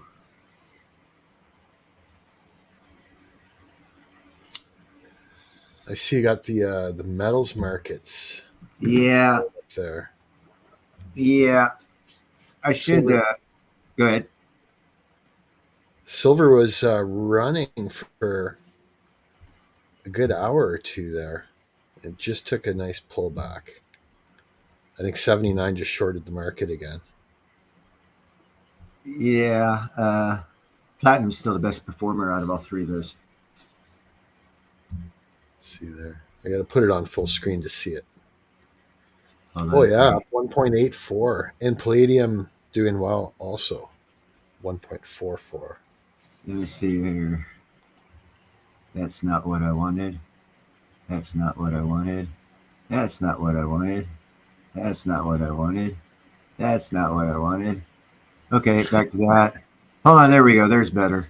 I'm figuring it out, man. This is it's like a McDonald's Playland. New toys, got to figure them out. Yep. And I know, like, as much as you don't like Restream and you're having a delay there, it's the same thing with StreamYard too. Like they're switching the skin on their platform all the time. Yeah. I really don't give a poopy rat's booty boo. I got another job. Hopefully I'll be able to keep it for 3 or 4 weeks because I found out the exact kind of equipment I need to complete what I need to start my special gym thingamajigger. Okay. So yeah, I'm thinking not next weekend, but the weekend after that, I'll have ordered my equipment. So 2 weeks after that, I should have my first prototype. So within a month, I should have my first prototype gym. Nice.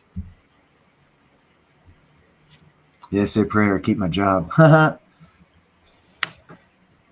That's an important factor. Oh yeah.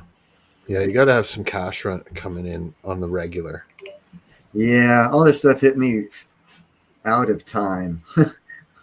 All in the wrong time. It took my company, took my savings, then it's given me opportunity. It's like, really? Yeah. So like I feel that was for kind of like the first thing I said, trying to keep up with the pace of of everything. Sometimes the timing's good, sometimes it's not so good. But I can tell you, my phone's going bananas here. I'm getting lots of requests here from my customers. Handle your business, man. That's your livelihood. Yeah. This is for fun. That's for money. Yep. Well, both are for fun and both are for money, I think. Well, not me. You being here is not for money. I can't pay you because I ain't making no money. I heard that you wanted your subscribers to become ultra wealthy, though. I very much give out enough information where some have done well, shall we say. I know the Economic Ninja has done very well with one of my calls. He hasn't talked about it, but I talked him into buying platinum at like $890 an ounce, and he bought 20 ounces of them. So he's doing real well. 79 wants to know more about the gemstone that you're working on. It's a gemstone I'm working on. Stay tuned for more. Pretty much. I don't want to give too much away. I've explained it to too many people. I need to get it done. Then I can like trademark, copyright, do all this other crap, get pictures, dates, prove ownership of the idea. There's lots of legalities where there's people out there that'll take something good that some cool person created and totally screw them out of it because they didn't come out with it properly. Well, and you've shown quite a few of the gemstones that you've picked up over the last year or two. Yeah, the gemstones. And actually, that's all people need to see right now.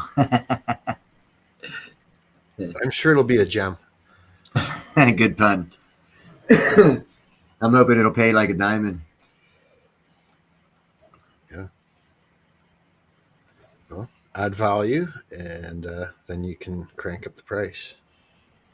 Yeah, no, it's going to, let me put it this way. I will be getting free metals from this project I'm working on. Can't beat the price on that.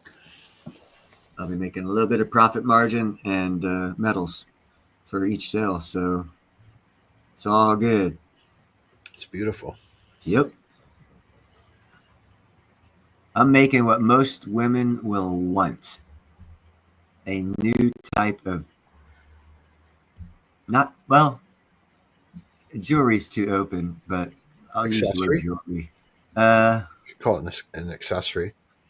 Yeah. It'll be a wanted accessory. Highly sought after. Yes. More so than Cabbage Patch Kids were back in the day. Oh yeah. Yeah, the value. There's I've obviously I do a lot of studying, and there's this one Doomkoff on this one was an uneducated economist who was trying to talk some stupid stuff and saying everything was the boomers' fault. So I had to give him some facts because I've done research. There's like 618,000 millionaires in America. So he was trying to blame all the rich boomers. I was like, dude, man, there's 618,000 millionaires. And in my studies, I found that number out. But I also found out that what the millennial millionaires are buying to preserve their wealth is fine art, jewelry, wine, and precious metals were the top four when they were asked on a survey what they're purchasing to how they can protect their wealth. And jewelry was number 2. So that's what really got me. That means there's 618,000 just millennials as customers that have the money to buy my product. Hey, it's raining money. Go get wet. Pretty much, and I was looking at all these different quote unquote genre of ages and how they, on a census, they were asked how they preserve what they're buying to preserve their wealth. And jewelry played big on most of the genres of age groups of millionaires. So, that just tells me all I got. My success and failure at that point in time after I make the product is in advertising, getting the word out. But if I get the word out successfully, it'll be successful. If I don't, it'll take a long time.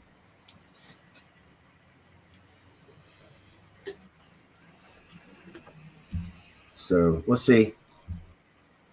I like to think I'm somewhat of a. Who was Benjamin Franklin? No, Graham Bell. No, it was Benjamin Franklin. Graham Bell. It was Franklin. No, Franklin. Who was against? It was against Tesla.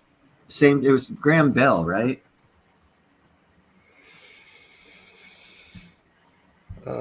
Good question. He created AC, and Tesla. That was the guy that started General Electric, wasn't it? Yeah. So it was Bell. The AC/DC fight. The only reason Bell is not an inventor, even though he went up toe to toe with Tesla on inventions. Alexander Graham Bell was a promoter. It's Thomas Edison, buddy. Thomas Edison. Okay, Thomas Edison was a promoter. He wasn't a scientist. He might have been a scientist, but he was a hell of a better promoter in promoting products because he bought most of his ideas from other people and then he promoted them. He was real good at that. That was more his skill.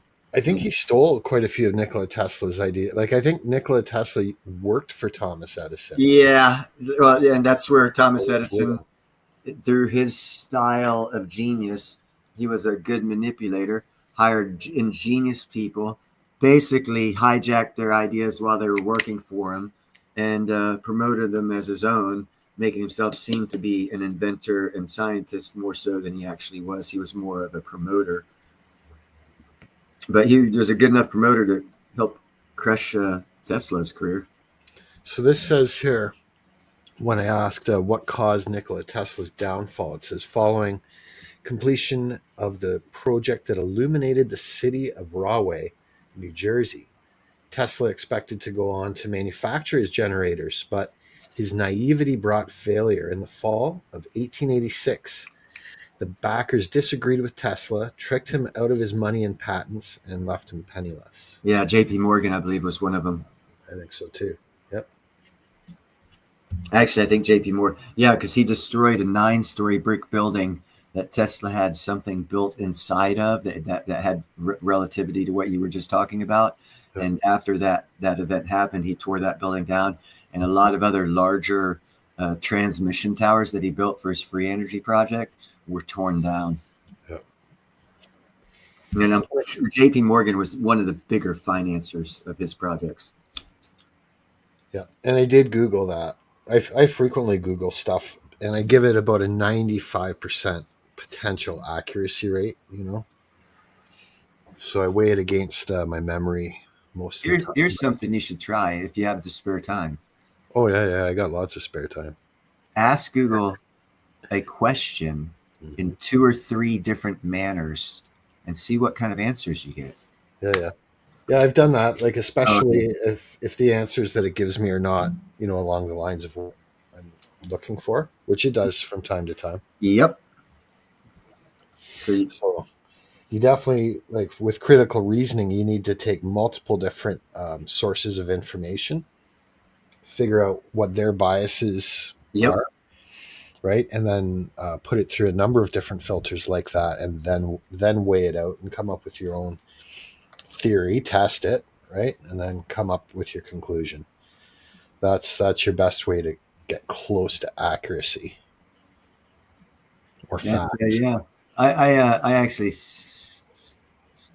partially simplify that process by, as I go through and I'm getting information, like I just showed in that video when that guy said something, I got totally something else out of it about when he said something about Franklin Roosevelt in 1933 and the revaluation of gold. I had put together in my own mind that it had took 4 years after the Wall Street crash where people were spending all their gold and silver before they revalued it, which means the banks had all of it. So I like have a memory and get things get facts out of things that people, I guess, didn't intend to be gotten out of it. And I'm pretty good at that. I don't know how the hell I got there. That happens. Like everybody's comprehension and analysis processes are not all the same. So that's why collective thought can be really good too. So I kind of laugh sometimes when people are saying things because I hear something totally different. Yep. I actually have it's a 20-minute video. I'm not sure I really want to show it, but It's from Philosophy Coded. It's the terrifying theory of stupidity you were never meant to hear. And it's about Dietrich Bonhoeffer, a guy I'm real fond of talking about because it's very scary, familiar to the here and now. You could always just drop the link to it in the chat there too, if you don't want to play it. Yeah, I talk about it too much. Anyhow, people should be interested in doing their own research on it. I do like the price of platinum though, $1,600. 32. So it's still not even half the price of gold. Nope. Still not not yet. still. I'd say anything under half the price of gold is a screaming buy. Dude, this is my good advice, not financial advice, but good advice to anybody right now. If you have 1 ounce of gold, trade it for 2 ounces of platinum plus some silver, and that's a good deal, a real good deal, until you can only get 2 ounces of platinum for 1 ounce of gold. Because shortly you'll only be able to get 1 ounce of platinum and some silver for some gold. And very, very soon thereafter, it'll be a 1-for-1 trade. And then soon after that, you'll only be able to get a ½ ounce of platinum for 1 ounce of gold. But you'll already have had your platinum, and you can trade your platinum in 1 ounce of platinum for 2 ounces of gold. And that's how you make 1 ounce of gold, 2 ounces of gold for free, and have an extra ounce of platinum to boot. If you're smart, you make money by that way anyhow. That's one smart way to make money, shall I say, without putting anyone stock processing. That is a smart way to make money without doing anything. It's a more speculative proposition, but some of that can be factored out just because of the... Well, some of it can be factored out by 3 months ago. The price of platinum was $600 cheaper. That's right. So something's happening. And if you look at it here, as a matter of fact, let me drop this and we'll go to a chart. I think I have it. Oh no, I don't have it. Okay. Platinum chart. Yeah, I want to show people this anyhow. This is a real interesting. I'm not as good as you with the split over or whatever it's called, screen thingies, but I am going to do this here. Okay. Platinum spot price. There we go. Let me jump back over here. Okay. Let me see here. Okay. Let's go from June of the 25th. Platinum was $1,070. It's up $530. So it's up 50% from June 25. Let's go to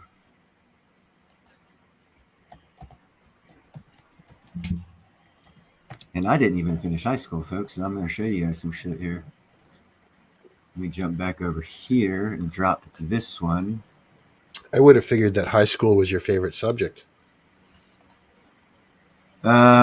It was until the girls, it got kind of creepy with age difference. 19 to 18, 17. I was like, that's a little too creepy. I need to stay away from them.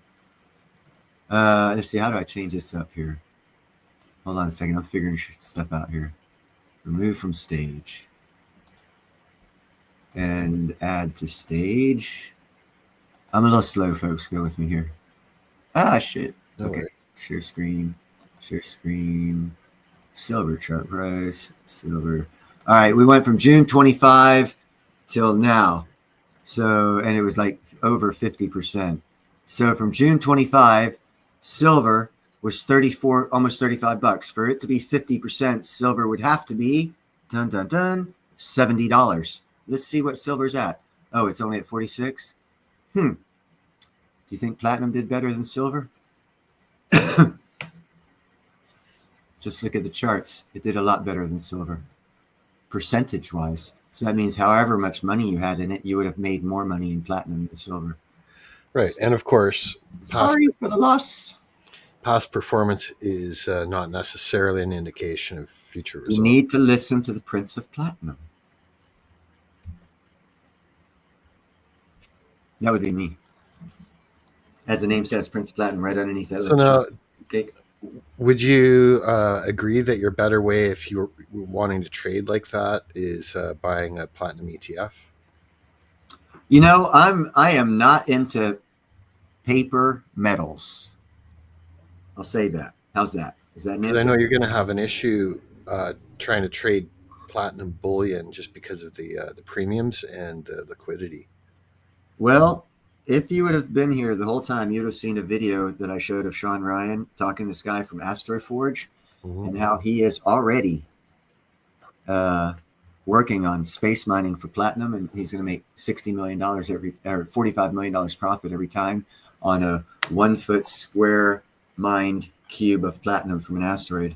And he's going to make $45 million profit off of it because it's going to take a 2-year time period for which he's already launched. So he's got like a year and 9 months before he makes $45 million profit. Right. And that platinum, as it lands here on Earth, will probably actually be more valuable at that point in time because we're going to be mined out of platinum that we know of, the existing supplies of platinum on this planet by 2035. Let's do a quick Google search and see. I'm going to type in... when are we going to run out of silver?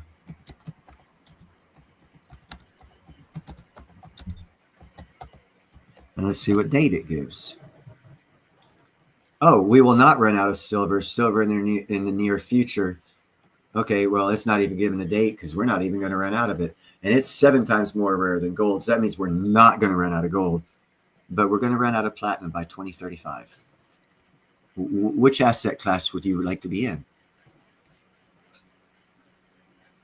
Everyone talks silver squeeze. Are our mindsets only set on silver for a quote unquote squeeze? Or did I just not give you the factual information that says there's a platinum squeeze going on? Okay, so I just Googled it, and it says we will not run out of platinum in the sense of the metal disappearing from the Earth, but above ground stockpiles could be significantly depleted by 2029 if current market deficits persist. And we've been at a 3-year deficit 3 years in a row so far with That sounds like silver too, though. Yeah, that's very sober. 2029, that's a couple of years away, bro. Consecutive structural deficits where demand outstrips supply are expected to continue for several years, leading to market tightness and increased prices before supply and demand can fully adjust. And this is our 3rd year in a deficit of platinum, of however many years before we run out. So we're already in the squeeze. The price just hasn't rectified yet with that fact. So now this says platinum is an abundant element in Earth's crust, but extracting it is difficult. Very. But it's abundant, apparently. Yeah. 30 times less rare than, or more rare than gold abundant.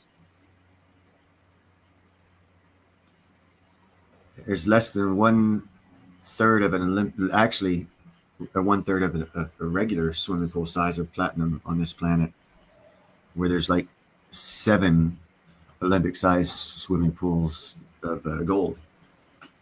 And gold is everywhere. I got a buddy in Alabama.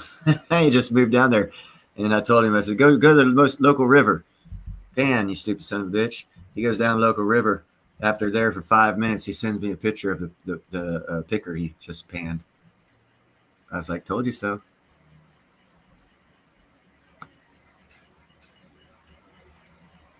What about platinum recycling? Do you see any increases in the technology in recycling platinum? Recycling of platinum. They've already got, for the only quote-unquote recyclable platinum right now, is when they do when the auto industry does contract to use platinum over palladium in the catalytic converters, then there is the catalytic converters. But there's already people out there that convert that back and recycle it. As far as the cancer drugs and the other applications of platinum, it's non-recyclable. In what formats is it not recyclable? Cancer drugs, tumor drugs. Because it gets used. Yeah, it gets used up. It's non-recyclable. Gotcha. The only recyclable form that I'm aware of, that as of right now, in like 10 years after these new engines come out, they'll be recycling those engines. And at that point in time, the platinum in the new engines that haven't come out yet will be recyclable, but those engines haven't come out yet, so it doesn't. It's not applicable to the question right now. Okay. Because China bought 3.2 million ounces, half the world's supply last year of platinum for new engines, automotive engines. What's that tell you? Oh, we're going to stick with diesel and gas? Okay, sure. Sure. I was watching a auto mechanic video earlier today, and he was test driving a car that he was doing an estimate on. But as he's driving out of the shop and around like a large industrial parking lot, he just casually says, "Oh, and there," he points off to the right. He says, "And over there is the Tesla graveyard." And there was like 30 freaking Teslas all sitting there, and they all looked like they were, like their body was in pretty good shape. Maybe one or two of them were in an accident, but they were all scrapped for one reason or another. They're scrapped because if any damage happens to the battery area, it's cheaper to scrap the car than to replace the battery. Economics. That's why economics is actually the problem with our economy.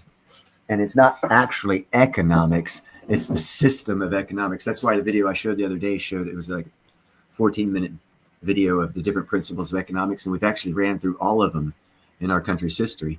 And then the guy says, you know, what comes next? But at the beginning says, history doesn't repeat, but it rhymes. And then he goes through all the economic theories, what years they were created or invented or given credo to whomever for saying them or creating them or whatever.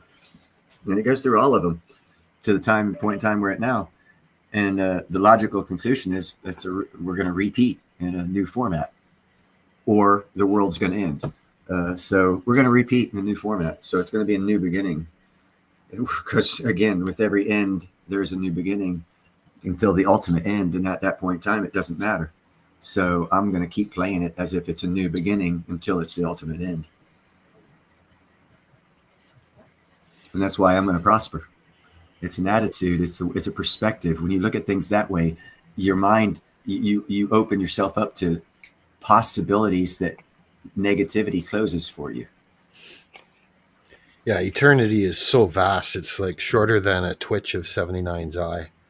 So our life, you know, really is just a flash in the eternity of time. So you may as well go for it, right? Go for it. You know, when you're on your dying day and you're looking back, each and everyone's personal opinion is going to be different when they look at that and put themselves in that position. What would you regret? Well, if you're young enough to take care of it, do that. Because you should die with no regrets. You should do everything you wanted to achieve. You should at least try. Yeah. Because as you said, we're only here for a short period of time. And, you know, when you get to eternity, who knows? You might look back and say, damn, I should have done this. I should have done this. Do it. Give it a try. What can happen? You can fail. So what? I've heard several stories of people on their deathbed saying that it's the things that they didn't do that they regret. It's not the things that they did do. You know, although they may have had regrets on something they did, the greatest regrets were the things that they didn't do. That's, you know, I don't have pictures or people to recall the memories with me that of some of these crazy stuff. I do have some pictures of the ironwork and stuff, crazy stuff that would validate that I'm crazy enough to do the other stuff I talk about. But I never cared to validate what I do, because I've always known that the ultimate validation is when I take my last breath, and everyone will know what life I led. All I got to do is ask God and say, hey, was Neil bullshitting or not? And you'll find out. It's like when someone says I'm lying to them. First, I got to care enough to lie to you. And if I cared enough to lie to you, I wouldn't lie to you. So it's a moot point. What are you talking about? And that's my outlook on people that do that. And that's why I get aggravated when people say I'm lying. As what gain? Okay, to be a liar, you have to gain something. What gain would I have? I'm not monetized. I'm not making any money off of anything I say. So it's just an ignorant statement to make. And those statements get me the most because it's actually one of the more ignorant statements I've ever heard. Who said you were a liar? There's been a couple people on a couple different channels. And I'm like, dude, one thing I don't need to do is tell you what I know. I put the time, energy, and effort to research this shit. I can't take advantage of it. I'm telling you so you can if you want. You're telling me I'm a liar? Smoke it. I gain nothing from giving you this information. No, you don't really gain anything from arguing with them other than, I guess, entertainment. Well, at that point in time, that's what I start doing. I start tearing them apart logically with their own words. And usually they end up saying, what are we even talking about? And it's like total, it's like, okay, we all know the liberal playbook, how you'll see on TV, it'll be like 20 different screens and they're all saying the same words, trying to feed us. And they're all using basic, you know what I'm saying? 20 different networks and they all have verbatim the exact same talking point. Yeah. Well, you can psychologically rip a person apart who does that. It's real easy to use their own words against them by coming up with facts that match the exact same thing that they're talking about with a different reality and a different outcome. And then they start getting confused and start arguing. And once you start arguing, you're emotionally invested and you're going to screw up in your thought process. So never argue, only debate. If the other person's arguing with you, it's even easier to debate them, even though they think they're right. The words are on the screen for forever unless someone deletes them. So anyone can go back and read and see who's the idiot and who's not the idiot by the conversation you're having. Yeah.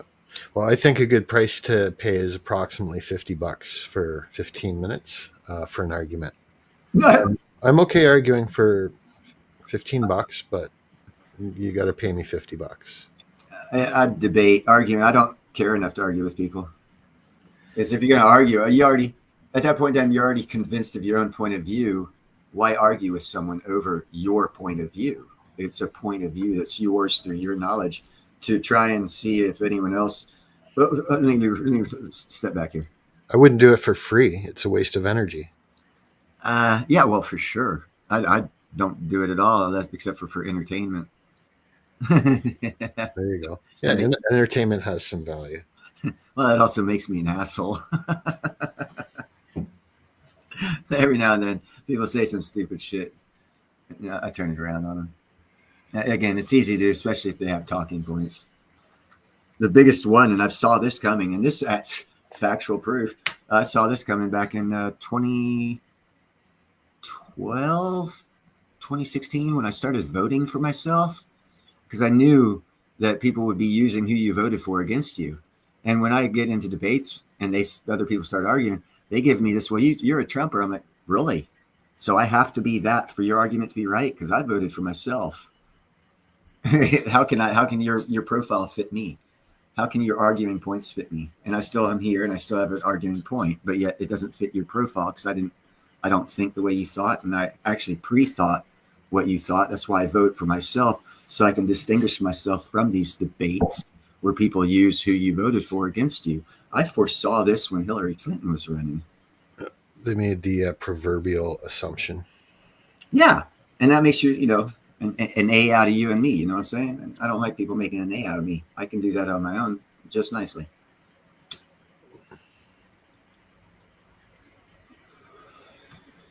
Well, if I ever do something like that, it'll just be for entertainment value. I mean, I don't ever take anything seriously either, dude. I'm 57 and don't have a gray hair because I don't take too much seriously. It's good. People think I get mad. I don't get mad. If I'm mad, it's mad for like 2 minutes and I let it go because it's irrelevant. Staying mad is a waste of energy and a stupid direction to take any energy that you have. It's total waste.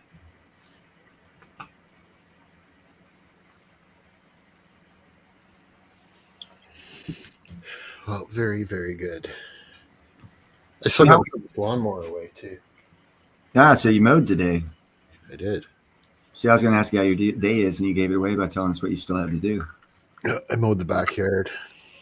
Well, it needed to. We couldn't see those rabbits.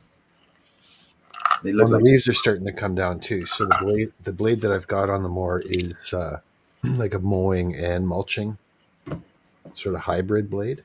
Uh-huh. So start mulching the leaves up at the same time. So you start making a mess. I don't have to worry about that out here. No. Although it is going to be a rainy season, I did have issues with bud rot.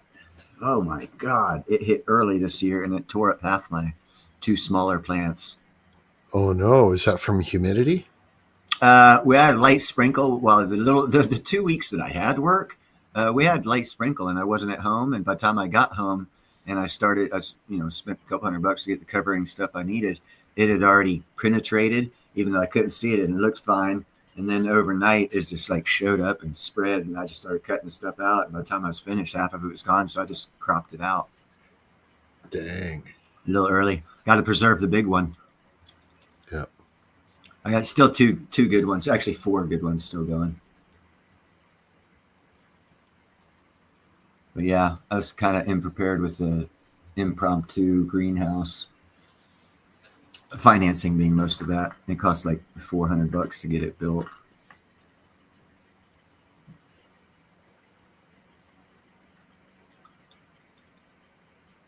But it's built. Yay. It's good, man. Hey, What's Knockers up, O'Reilly. Is Good Morning Stackers over? I noticed he came on while I was on. You know what? I don't usually go to his channel.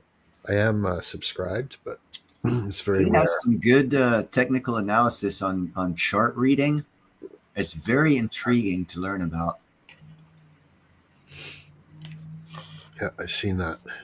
I like learning that stuff because that way you can just look at a long-term chart, 6 months, and you can just look at it and you see the 1.2, 0.3, 4, 5, and you can get just barely looking at it, scanning it, you can get a good asset of what's up.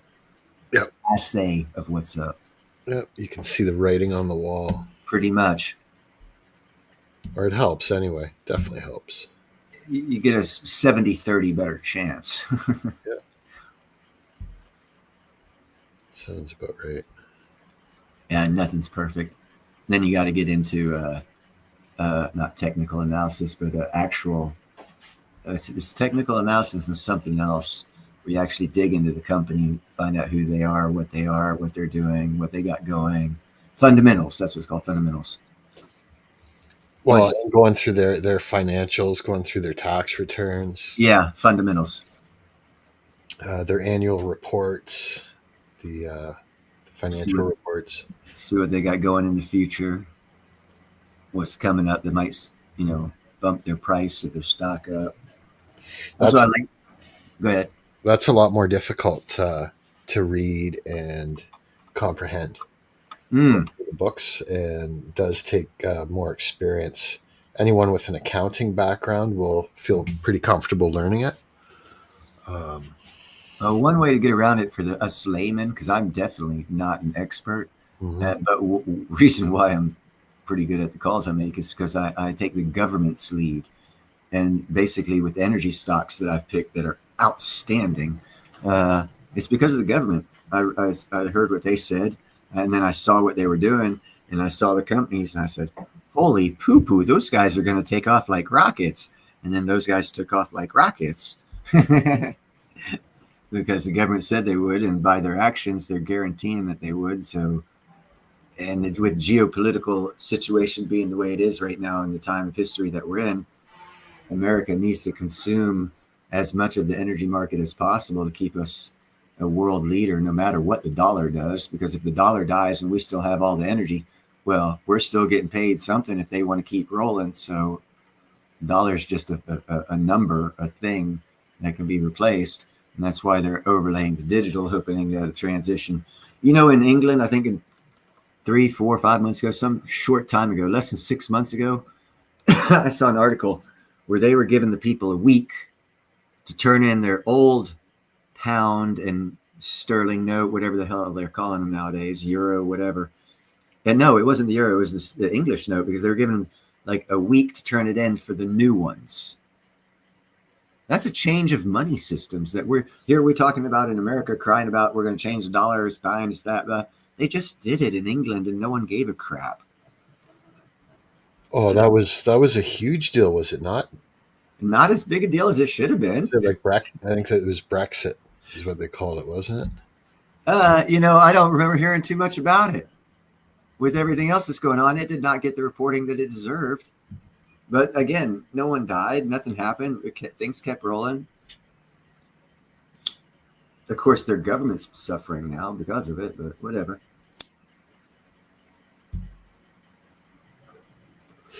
Yeah, so some of them are still on the pound and others are on the euro. Yep, Scotland's got its own money system. It still has the Scottish pound. Last I checked, anyhow, that was, let me reiterate, about a decade ago or longer they were still on. It's been a long time since I've checked.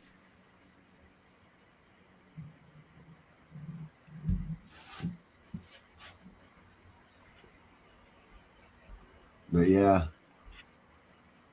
it's going to be fun times coming ahead if you're invested in the right asset classes, and no matter what asset class it is, it's got to be diversified in several different stocks, precious metals, cryptos. Look at the ISO 222. I think the fiat dollar, well, it was started in 1971. I think the ISO of the fiat US dollar is ISO 4217, I believe.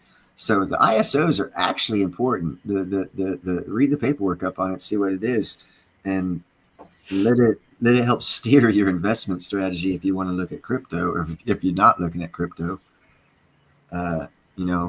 Start looking at that stuff, because there's merit to it, whether you like it or not.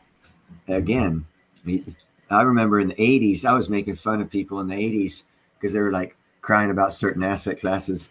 And I was saying, and at that time, I believe pork belly futures were a big thing. You could really make money on projecting if pork belly futures were going to be up or down. It seemed to be a big thing back then.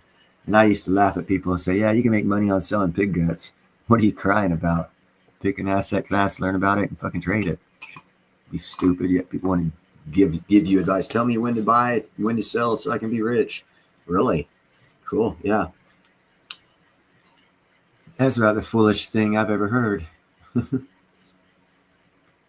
But anyhow, I'm going to go ahead and you have anything else you want to talk about, JM?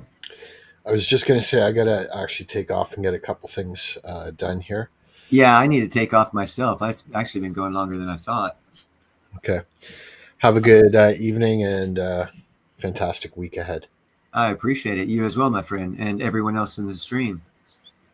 See you guys. God bless America and everybody here. Have a great week ahead. And remember, be the best you can be.